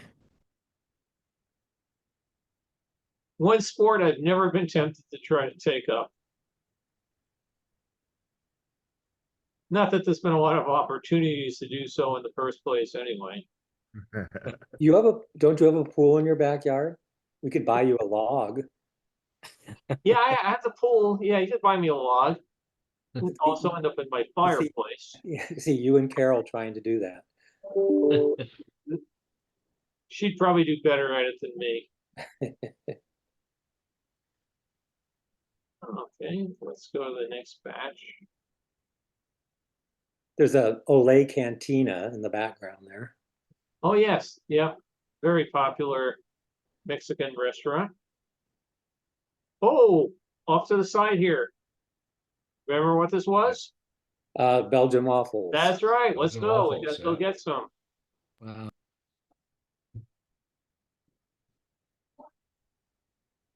Again, this is they had this plane with these mannequins about it, and every now and then the mannequins would come to life.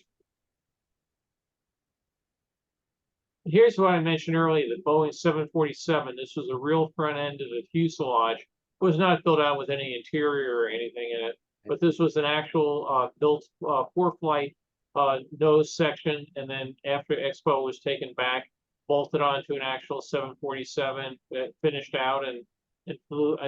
It's probably gone now, knowing the way 747s are gone. They're But- all gone, just about. Yeah.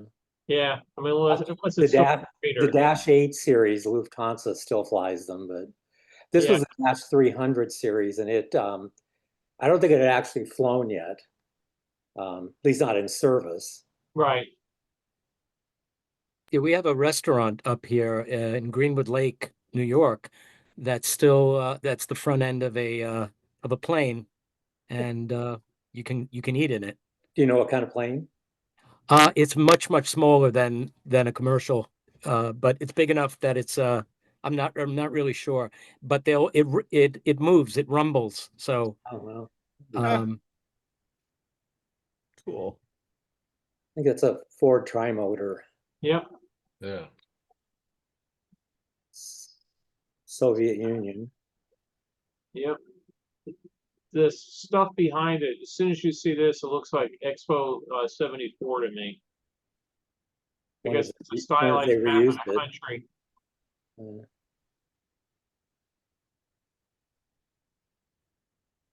Transportation and communications for peace and cooperation.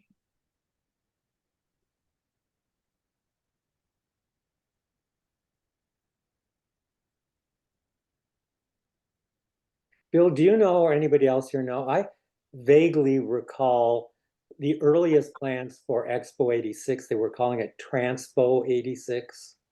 Well, yeah, there actually was a Transpo 86. It was held in Washington, D.C. Hey, maybe that's what I'm confusing. Yeah. Yeah, a lot of people, I think, do get that confused, and they did have it. It was a whole thing, again, about transportation. It was more a trade show than a World's Fair. So you come out and see the latest airplane, people mover systems, shuttle buses, things along that line. I do have about 40, 50 pictures from that I need to get around to scanning and restoring.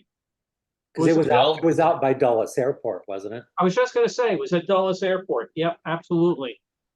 Bill? Yeah. This Soyuz capsule is inside the pavilion and does have the solar panels on it because they didn't have to worry about wind there. Yep.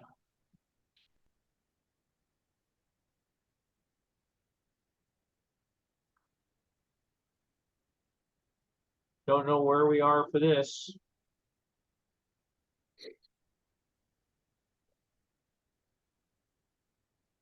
Imposing. These guys are imposing outside.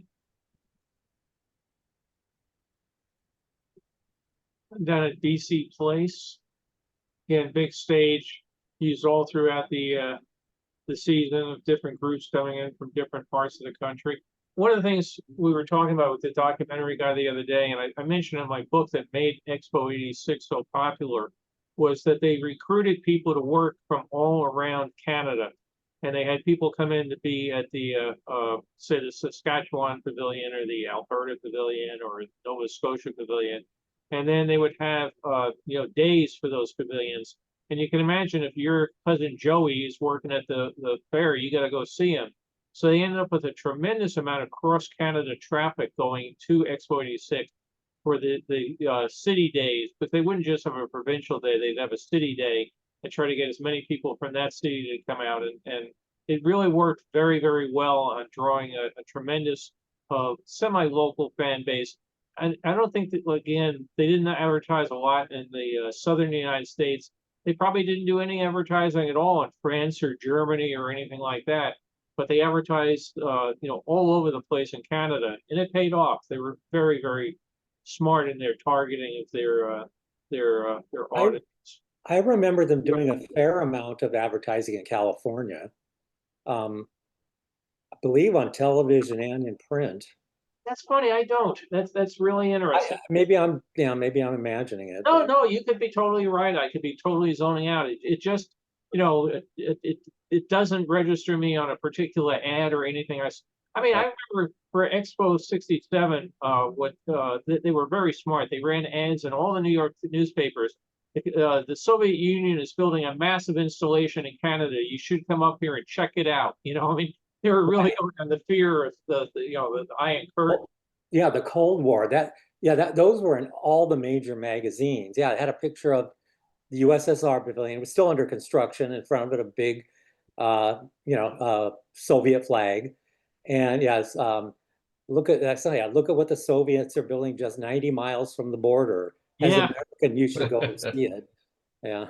Do you remember a chain of audio hi-fi shops here called Silo? No. They were here in LA for a number of years. There was something else they bought out, but they started putting ads just like that across the LA Times. This unknown organization is building silos across the Southern California region. What's in these silos? What are they going to do? How do we know that they're safe?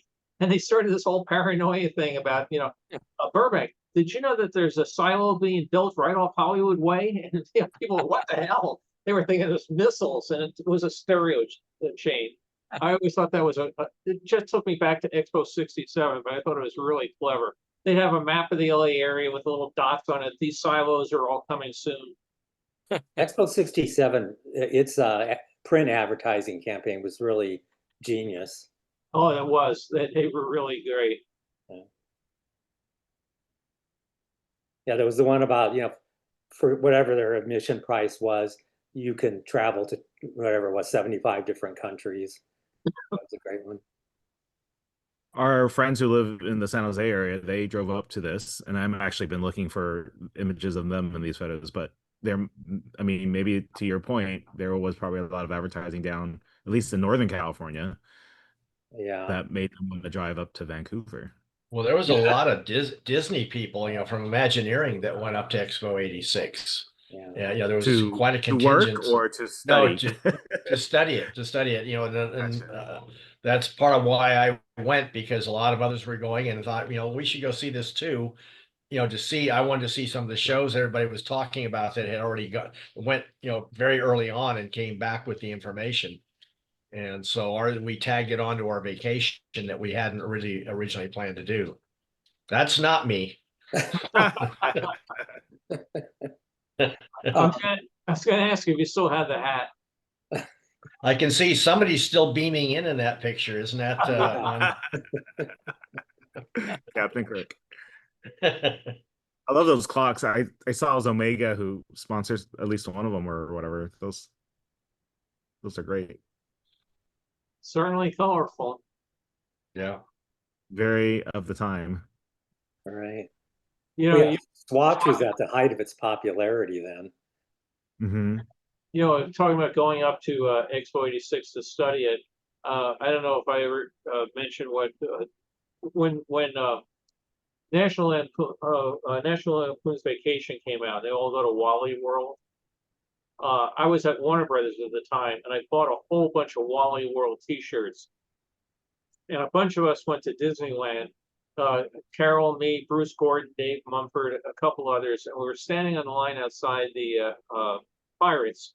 And this lady asked me about Wally World, and I said, "Oh, it's the greatest theme park in the entire universe. I mean, it's got everything. I mean, Disney is Pirates of the Caribbean. Well, Wally World, the ships come and they swarm. I built this thing up to be biblical proportions, right? And she says, "Oh, I don't believe anything could be that big." I said, "Oh yeah, where do you think Disney gets all its ideas? They steal them from Wally World." And the lady says, "Oh no, Disney would never do that." And Bruce Gordon takes out his at that time was still wet Walt Disney Imagineering ID card. He says, "Oh yeah, that's what we do all the time." Then we had to talk her back down. She was ready to die, but we had so much fun telling her about Wally World. You know, speaking of advertising for Expo 86, there was an episode of Cheers. The entire pre-credit sequence was about one of the, I think the main characters had gone to Expo 86. I mean, it went on for like 5 minutes, and it really had nothing to do with the show. So I don't know if, Really? yeah, see if you can find it somewhere. Yeah, it's Absolutely. like, you know, Cheers always did this, like, you know, 3 or 4 or 5 minute pre-credits. Right, yeah. Yeah. And yeah, it was like, what does this have to do with the show? That's, I'm not sure how that happened. Now, I don't know what the Vestron was. It's a little hard to see inside, but do you remember the Gossamer Albatross? Yeah. Man-powered. This looks like it's a bicycle powered, man powered. Oh, See yeah. the wheels on it? That's Yeah. really nice. I think this is in the Canada pavilion. I think this was. Yeah. Okay, gotta stop looking at the bathing suit. Outside of Expo 86 rounds across Canada, you had different floral displays when you came across the US border. This was one of the ones that would hit you. Now go back. We want to look at the bathing suit. You want to see that guy in a bathing suit? This Yeah. guy, no. Okay. And those Chinese gates, like, I don't know, where did that ever start? Like, I know they're in the 64. I know they're at Epcot. I mean, the similar look and feel, but I don't know, does that exist like in China? Like, where do they get that idea to have these Yeah, gates that San look, Francisco. they're always looking like that, you know? San very Francisco interesting. Chinatown I have to has had something like that. Yeah, they all I the think since Chinatowns. like the like that. 40s, maybe. Yeah, I have to look, I have to dig into that. Yeah. Good It's question. something you just almost take for granted, and then you're like, wait, where did that ever start? And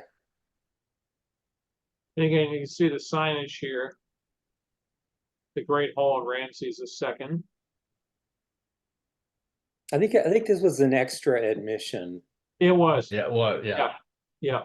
And that's what down below you we saw before. You could buy the catalog and Oh, right. the cards, and they had a whole giant gift shop of stuff that was all based on this display.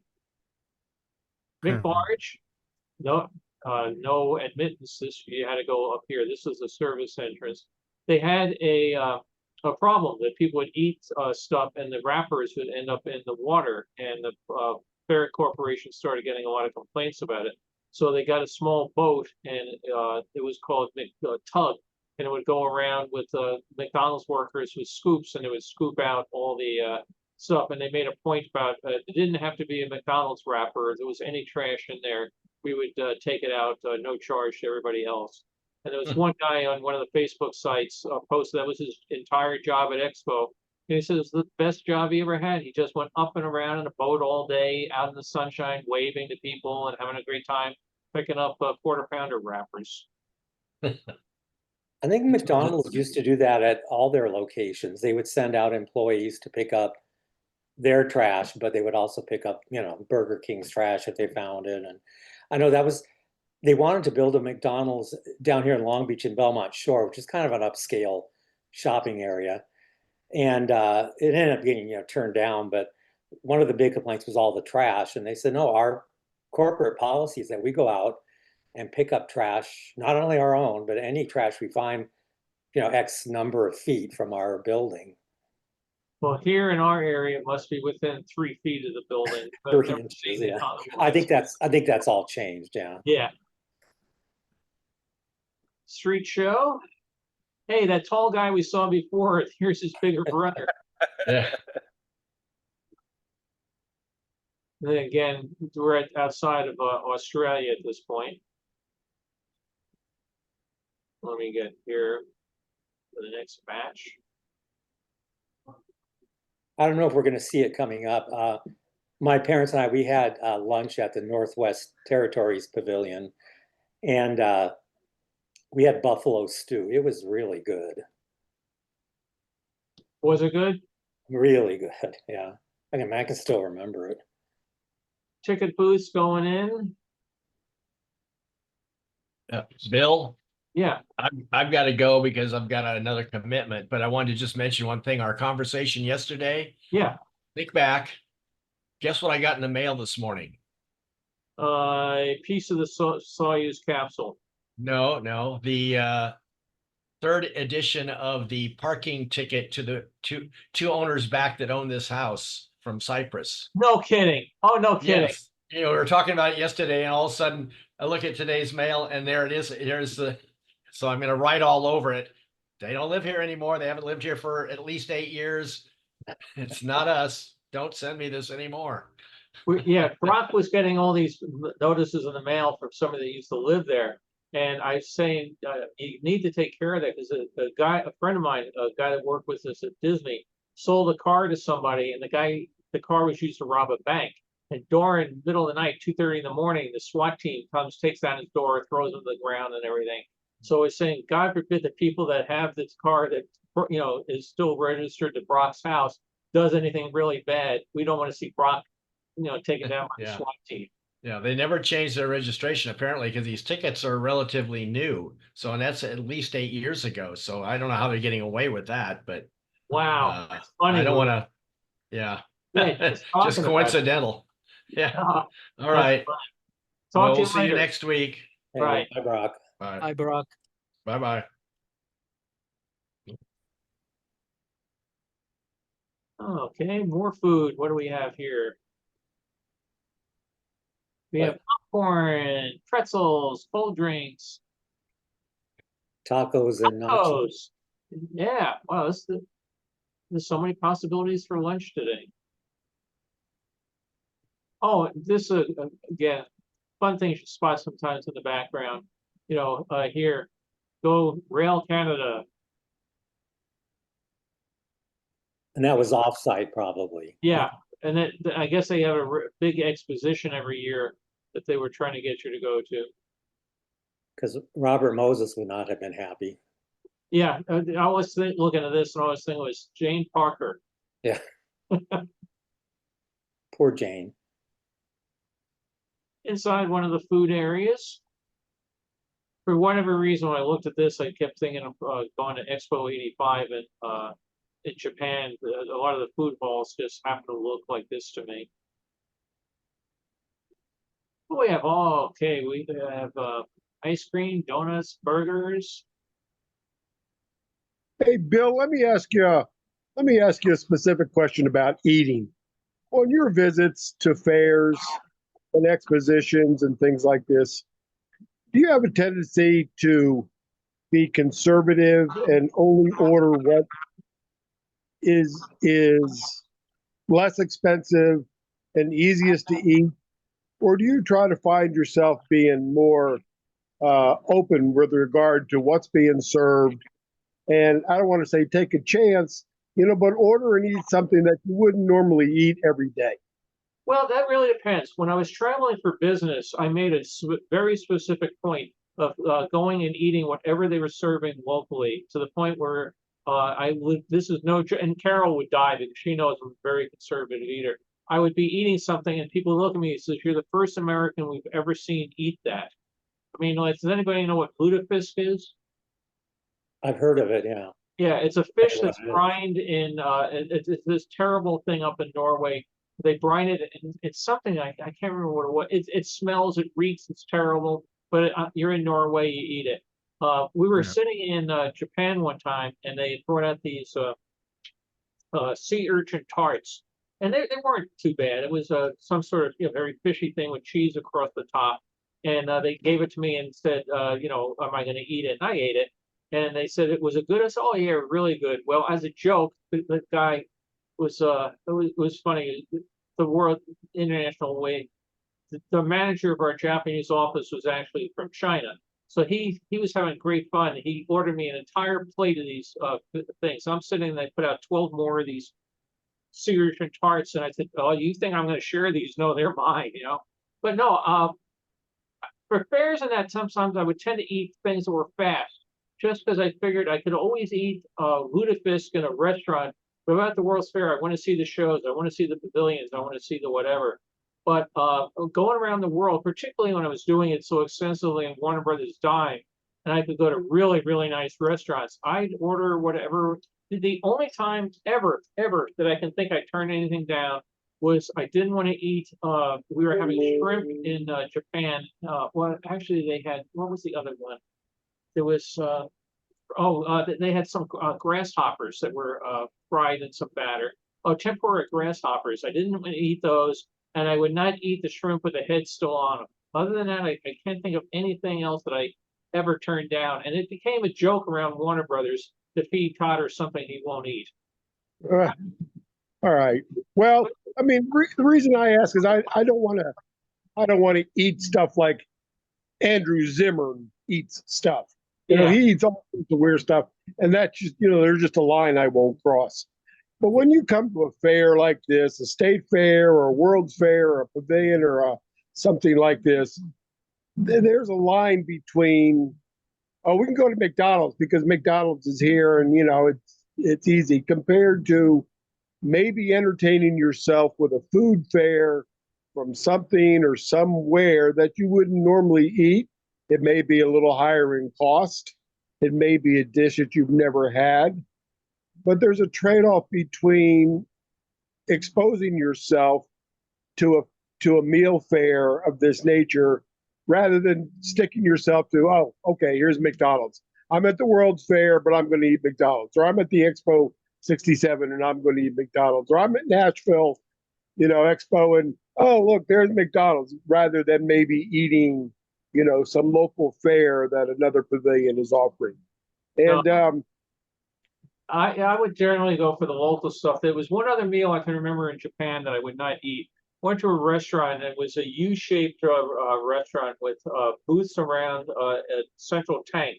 And in the tank, there were all these fish swimming around, and they put down a thing in front of you, and you could look at the fish, the type of fish you wanted, and you would say number 7. Guy reaches in the tank with a net, grabs me a number 7, puts it on a plate, takes 2 electrodes, sticks it on the fish. The fish jumps a foot in the air. It comes back down, and he says to the next guy, "What do you want?" And the water is still out of its gills. The fish is still twitching. I said, "I can't eat that. There's just no way. I can't do it." Because I'm not, Carol will also tell you, I'm not a sushi fan. I don't like raw stuff so much. The guy said, "Well, you ordered, you have to pay for it." I said, "I'll pay for it, but I ain't eating it." And I think that night we probably went to McDonald's. yeah, Wow. okay. Yeah, just a curious question. And you know, Bill, like you said,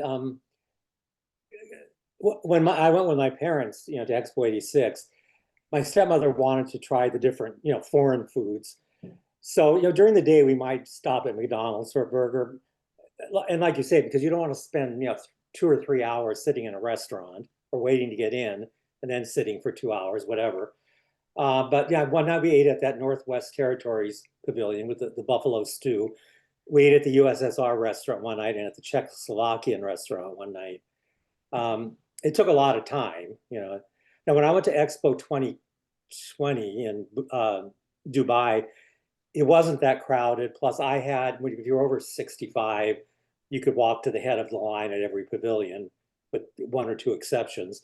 So I wasn't pressed for time, you know, standing in line.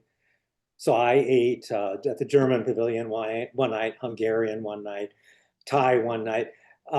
And they were pretty expensive. You know, they were like, the German pavilion, I ate there twice. It was actually very good. With a couple of beers, it came to like $40. And you don't tip in Dubai. It's actually illegal to tip. So for the reason you said, you know, a lot of times you just don't want to stand in line to eat food when, you know, you've got some spectacular pavilion waiting for you. Yeah, I also found that if I was going to go to a restaurant, I would generally want to do it at night as opposed to lunch, because at night I was more tired. Right. Yeah, and that's kind of like I did in Dubai. Was exactly. By then I was ready to sit down, have a nice beer, you know, a nice dinner. So. Anybody notice anything about this picture? Yeah, I noticed, Yeah, I noticed it right away. Yeah, yeah. Queen Elizabeth came to town, and she just, how are you provincials doing? No, I mean, It doesn't look like Queen Elizabeth to me, though. what's that? It doesn't, her face doesn't look like Queen Elizabeth. Well, she was close enough that she got quite a reaction. It was one of the street performers they had wandering around the place. Oh, okay. See, I was right. And she would, again, that's what this her whole thing. She'd walk up and say stuff to people like, "Oh, you provincials have done quite well by yourself. This is very nice." And some people would react thinking it was really the Queen. Yeah, I think the only royalty that went were Charles and Diana. I think so, yeah. But the real Queen had been at 67, so that was a predecessor, a good thing to set a precedent there.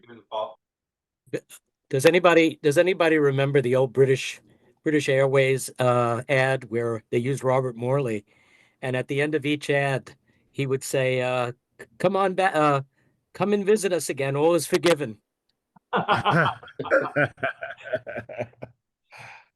Talking about trying new things, I generally will try anything that doesn't move when I stab it with the fork.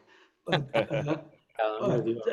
one year I went to Taste of Chicago, and there was this booth that was selling Peruvian mashed potatoes. And I thought, well, I don't know what it is, but I'll try it. They gave you this little paper cup of amount of mashed potatoes with some yellow coloring on top. And I took one bite, and it was the hottest chili I have ever tasted. My mouth was burning for a half hour. Wow. You're talking about foreign food made me, and you just thinking about Robert Morley made me think about another thing. I went to England one time, and I had been there a lot. I think I had like 80 something stamps in my passport, and the guy stops me at immigration and asks me to empty the contents of my wallet out on his desk. Because he first, what are you here for? Business, this, and that. And he goes through the entire contents of my wallet. Probably says, "Okay, you can put it back." And I said, "What are you looking for?" He goes, "Well, I think that my thought was that you're living here and you're trying to avoid paying Her Majesty's taxes. So I'm looking for a Greater London Council neighborhood card or a Barclays bank card or something to show that you're a UK resident, but everything in your wallet says Los Angeles." And I said, "Okay." He goes, "If you don't mind my asking, why do you come here so often?" And I said, "Oh, I just really love your food." The guy just started laughing. He called the guy over in the next desk. He goes, "You got to listen to this. You got to listen to this." And he goes, "Why?" He goes, "Why do you come here so often?" I said, "I really like British food." They said, "Nobody." He said, "I've been doing this for 26 years. Nobody's ever said they like British food." I said, "I don't. I'm just yanking your chain." But they thought it was the funniest thing ever. The first time I went to Europe, we had, I think back then it was Arthur Frommer's Europe, I think probably $20 a day at that point. And his wife would write the commentary about restaurants and all that. And her recommendation was to eat at ethnic restaurants in London and avoid the overpriced, British food. Save that for the continent. Yeah, Carol and I, we've been to England a lot, and we really enjoy getting into some of the restaurants. But some of them, yeah, it's like, "Oh, that's your idea of a steak? Okay, that's interesting." But tell them about the greatest American burger, Carol.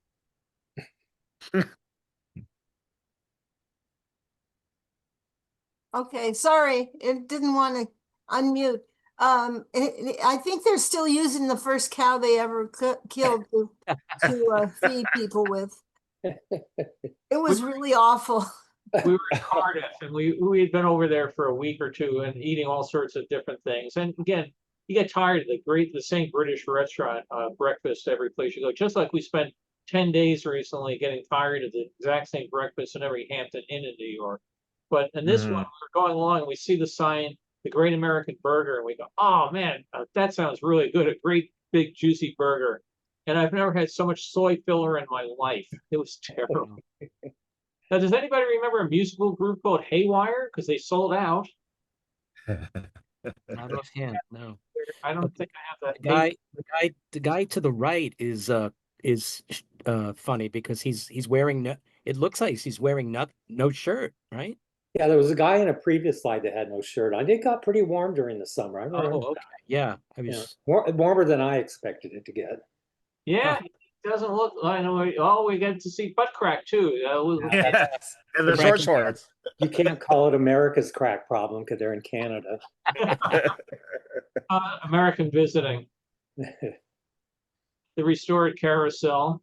I think they had signs up about it, saying yeah, you can't make it out of here, but this is all about where it came from and what they did to restore it and everything. Another fast food place here. Carol, what was it called? The Greatest American Burger? Great American Burger. Great American Burger. Yeah, it was terrible. It was really just, yeah. You know what? That and it's the so-called Japanese meal we ate outside Oh, Dubrovnik. Dubrovnik probably are our number 1 and 2 awful foods in the world. Why would you eat Japanese? Well, there was a little Croatia. stand outside the walled city, Uh-huh. and it just looked appetizing, and so we ordered it, and it was black. It was horrible. It was we didn't eat it up. I don't remember what we did after. I think we went inside the city to get dinner instead. We've been there for a couple days, and our son really, really just loves Asian food. And we had been on this trip for going on close to 2 weeks and hadn't had any Asian food. And said, "Oh, it's rather than like the kids love getting the black ink pasta, squid ink, and their faces are all black and everything." So we got a whole bunch of Croatian restaurants, and we just thought, oh, this place. It's got a wine. It's got a Asian food in Oh, Croatia. she did. I was like, I want to eat as much Croatian food as I can when I'm. He was blaming it on Margot. No, when I was there, I was like, I want to have as much Croatian food as possible when I'm in Croatia, and I want to try I had a list of dishes I want to try. Yeah, that's right. Yeah, but Margot they had those. Did you guys try the? I didn't see them so much around Dubrovnik, but when you're driving through the countryside, Bailey. it was the pig on the spit. And as we discovered after driving by these things forever, that was a plastic pig on a spit with a fire. It didn't taste very good, right? Yeah, but when you got into the restaurant, obviously, it tasted exactly like carnitas. Oh, The pork, Mexican pork dish. carnitas, yeah. Yeah, it was good. But I remember, it always seems to be so expensive. It was like $20 or whatever. So we finally stopped one day. So we'll just order it, just split it between the two of us. And the waitress brings me the check, and it was like $4 for me. She said, "Oh no, as much English and sign language as she could conjure up. $20 was like for a family of 10. Individual portions were like $3. Well, there were good. times I was traveling. You might appreciate this one, Baron. I was in northern Germany. This first trip I'd ever taken to Germany, and I went on the spur of the moment for work, and I knew no German, so it was great fun. I bought a tour book, and it was okay for Munich, but I get up into northern Italy, which is all using German, but they're using a totally different dialect of German than was in my tour book. And I'm trying to decipher the menu, and nothing is in there. And the waiter keeps coming by, what do I want? What do I want? I didn't know what to say. I finally walked over to another table, pointed to something that looked appetizing. He brought it. I ate it. I still don't know what I ate. It could have been cow's brains. We were in some small town in Croatia and stopped by this restaurant, and we're looking at the menu, and we kind of knew by then the words for chicken and pork and beef or whatever. But this guy at the table next to us had this thing that really looked good, so we pointed at it, and the waiter, who spoke no English at all, in his best mime, he did moo moo and pointed at his head. Finally figure out it's cow brains. Never mind. Wow. What's that Chevy Chase movie where he was a writer and he goes and lives in the country with all the wacky people, and he goes into the restaurant one day and he sees the local cafe, and he sees the sign on the wall about oysters, something about oysters, and the record was like 65 or something like that. And supposedly, he said, "Well, I could beat this record." And so the gal behind the counter is serving him all these oysters, and he finally beats the record. He's at 66 or 67, and come to find out, he's eating bull testicles or something like that. And Sheep yeah, bulls. yeah, right. And of course he throws up and everything. When I Yeah. when I lived in London, I was in London for 6 months during my last year of undergraduate school, studying architecture, and I had a small group that I had gone over with, and half the group were just very Americanized. They wanted to go eat McDonald's and Wimpy's and KFC when we first got there, and I'm saying to myself, you morons, live the culture. So for me, it was always in the pubs, steak and kidney pie, fish and chips, all that good stuff, that you don't normally get in the States. So it's a matter of, I guess, how you're brought up, your culture, if you've always been a good eater, if you've never been a good eater, whether you're picky or not. And I imagine it's just based on that. Yeah, I mean, for me, when I first went to some of these countries, I never knew if I'd ever be back there, and would I ever have a chance to do this again. And if I didn't do it, I might regret it. And then, like I said, after a while, it became a contest. Finding something Bill won't eat. And I wasn't as bad as Bourdain. There was some stuff I probably wouldn't eat, but I enjoyed it. I mean, even how I ended up in northern Germany. I'd get to some place and I'd buy a map, and I would go out as detailed a map as I could, and I'd go out on the road in the car. And I get to a fork in the road, I would take the smaller of the two roads and see where I ended up. And the people I was working with, they'd be staying in Munich for the weekend or something, and I'd be driving through the Alps, and I'd be down over to Salzburg, and I'd be having all these crazy ass trips all over the place, and I really enjoyed it. I mean, again, some of the towns I ended up in, it was like, now how do I get back out of here? But I may have mentioned this story one time. I drove down on that trip, and I had the map, and I'm driving across northern Italy, and it's a Sunday. So you can imagine everything in Italy on a Sunday is closed. And the car is getting very low on gas, and no, this isn't really good, but I'm just going to get back into Switzerland. And I get into this town, and I ask the guy how to get to pass to Switzerland. And he goes, "Well, it's over there, but it's closed." And I said, "Well, the map says it's open here from May to October." And he says, "Perhaps the mountain, she does not read your map." It was still closed. Now I had to go all the way back to the autostrada to get back in, and I'm hoping to get back into Austria. But the light is blinking on the thing, gas, fumes, or whatever. I pulled in there. Oh God, I was never so glad to see a gas station in my life. I think I may have told this story before. First time I went to Europe, we had rented a car, and we were driving like in the Italian Alps and all that. I think we were trying to get from Switzerland to Italy or whatever. And we come upon this tunnel. It was brand new at the time. And it took like, I don't know, 45 minutes, maybe longer to drive through this tunnel, and had a toll, and they didn't take credit cards. So, but cash wise, between my friend and I, we had like $8. And I think the toll was like 20 something dollars. So of course we had to drive back to the next town, and it was getting late. The banks were closed, and we finally just went into a hotel, and they said, "Would you cash us a traveler's check? We're not staying here." And they did. We explained that we can't get through that tunnel. Wow.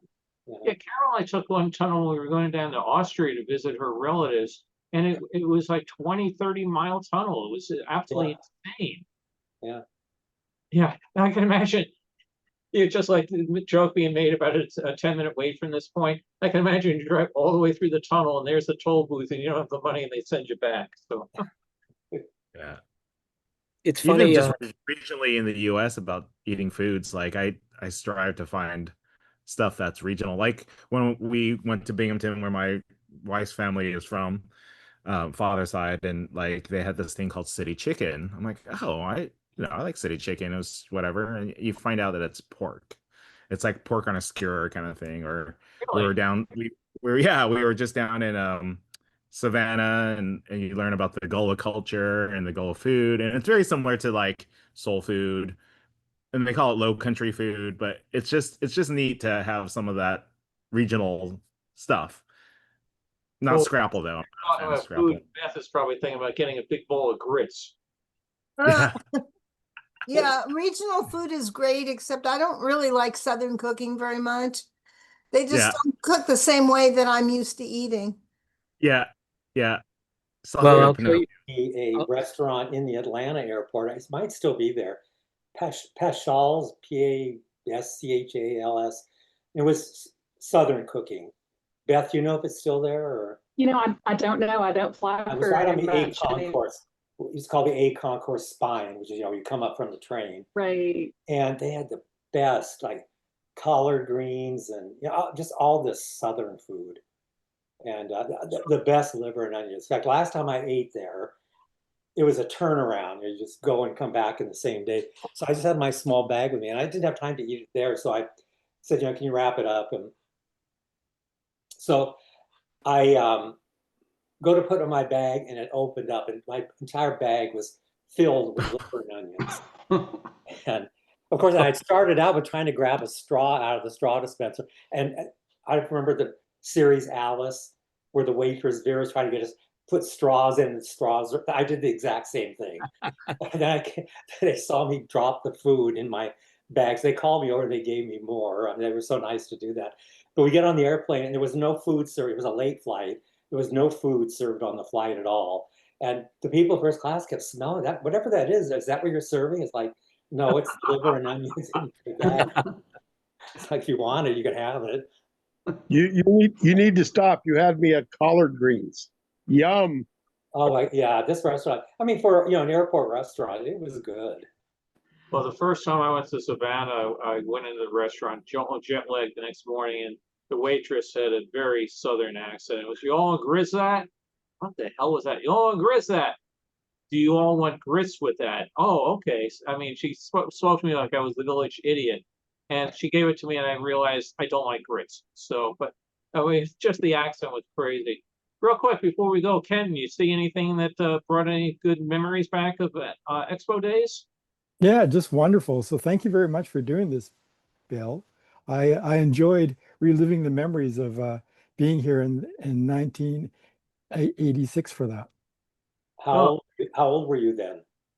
Oh, I was in my mid-20s at the Oh, so time. you don't look that old. Okay. No, no. So we Yeah. came up from Los Angeles because I was in Los Angeles, came up for the event and visited, then went back down to LA where we lived. But now ultimately we moved to Vancouver for good. Well, not for good, but we're here for at least for a long time. It's one of the cities I would most like to live in, but it's also so expensive. It is an expensive city to live in. Well, we'll probably be up sometime in spring, so I'll let you Yeah, know. let's get together. Yeah, for sure. What's a local Vancouver delicacy? Poutine, I think, is on the east. What do you have on the west that we would have? Well, the big thing on the West Coast is really salmon. Salmon is really the big delicacy. Salmon all the time. But this is like British Columbia sockeye salmon, which is considered some of the finest salmon you can get. Oh, we You can can get go to Tim Hortons, get some Timbits. Yes. The first time I ever Yes. had, what is that? Malt vinegar chips. Oh yeah, yeah. Was in Yeah. on the way over. I think it was either Edmonton or Calgary. I never even heard of.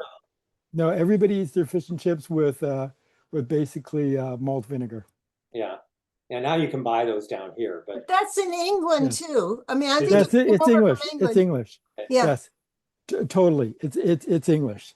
So, but there's also great Chinese food because Vancouver is a very Asian-based city. So all the great chefs from Hong Kong came over here because of 1997. So the great Hong Kong chefs are in Vancouver. So lots of great Chinese restaurants here. Great. Yeah, we were in England a few years ago and we went to a couple fish and chips place. The one that was right near the Troops place we went to was fun to eat stuff again. The only thing that was interesting was that it was served with paper, but it was fake newspapers printed, I mean. Yeah, it used to be real ones. And actually the town, I don't remember the name of the little town near them, but the restaurant that we ate at with them, I think it was Middle Eastern, and then we went back and got them a gift card for it. That was good. That was very good. Yeah. Yeah, when we first got the newspaper, I was trying to read it and it's realized it's all generic. Wait, this isn't real. It was made to, yeah. But yeah, we've had some good meals, a good number of places. So and like I said, New York, it was a good trip. Enjoyed it, other than the deer. So Joey, I'm just wondering how many of the weird things that have been mentioned are being sold deep fried on a stick at some county fair. Oh, yeah. No, I mean, you look at it, deep fried butter on a stick, you know, I mean, I can just, Deep fried Snickers. yeah. So, oh, and despite all the bad things I eat, I am proud to say I've never in my life ever had a Twinkie. Really? Yep. I've eaten I never, every junk food you can possibly imagine, but for my brain, for some reason, I said I'm going to hold out. I'll have a donut, a ho-ho, whatever. Just never had a Twinkie. I never cared for Twinkies. I used to like ring dings. Oh yeah. Yeah, I used to like that. Twinkies it was just a mess of it was like just a mess of you know, what is it? Granulate, yeah, just sugar and yeah. It's just gross. My mother used to put those all the time in our lunches, Twinkies and snowballs. Yeah, Yeah. snowballs, Oh, right, right. You So should sweet. have things change. In New York, it's ring dings. Out here, it's ding dongs. And Carol, I mean, I think the first 30 years we knew each other, she'd say, stop saying ring dings. You can't get Well, them. there were ring dings that were yodels, ring dings, and there was a smaller one called a ring ding junior, Oh, which we ate in our lunches. I just wanted to mention when we were with Bill and Carol and Jerry, you know, we were talking about the worst food experiences that you ever had, and we've had more than our share, and I'll get into those one day with you. But my friend, one of the weirdest ones, talking about regional food, sort of regional food, is my friend Dan lives in the Bronx, and we were, you know, we were doing our thing. We were um, playing some music, and then we decided to get something to eat. So I said, Dan, is there any place around here that we can get something, you know, fast and good? So he took me up the block, and he said, "You're going to love this. It's so good." There was an old man selling sandwiches out of a hole in the wall of his apartment. We were out in the street. He managed to cut a hole in the brick of his apartment right on the sidewalk, and all you would see was like this hairy arm come out and hand you a sandwich or a yoo-hoo, you know, and you'd pay him the money, you know, and he was just making them in his apartment and selling them. Yeah. Somehow I had this vision as a Sweeney Todd. Yeah. Well, Oh, I just can't get that image of this hairy arm coming out of this apartment on Gun Hill Road. you mentioned that when we saw you. Real quick, going through the chat, Beth mentioned lutefisk is cured in lye, which again, yeah, I'm going to eat something and that was in lye and stick it in my mouth. But it was one of those things you do real quick. Eric did a little history here about gates and Chinese gates, and it looked like it became a big thing in the 20th century. So appreciate the hint on there.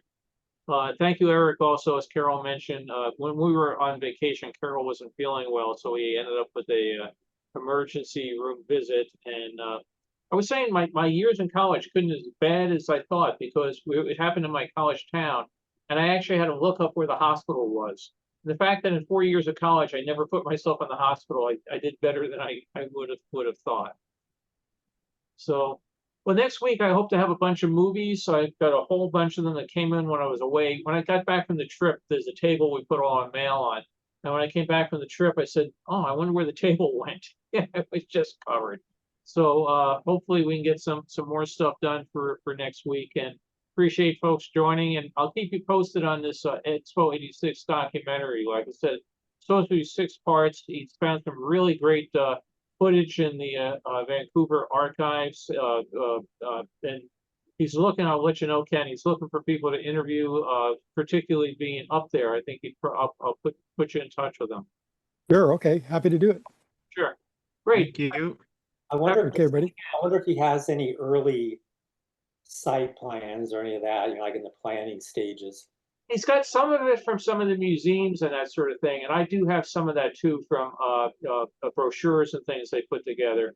Right, So- I have a brochure, I have two versions of this brochure. One shows that Highway 86 as it was built. It stopped at that actual freeway, elevated freeway.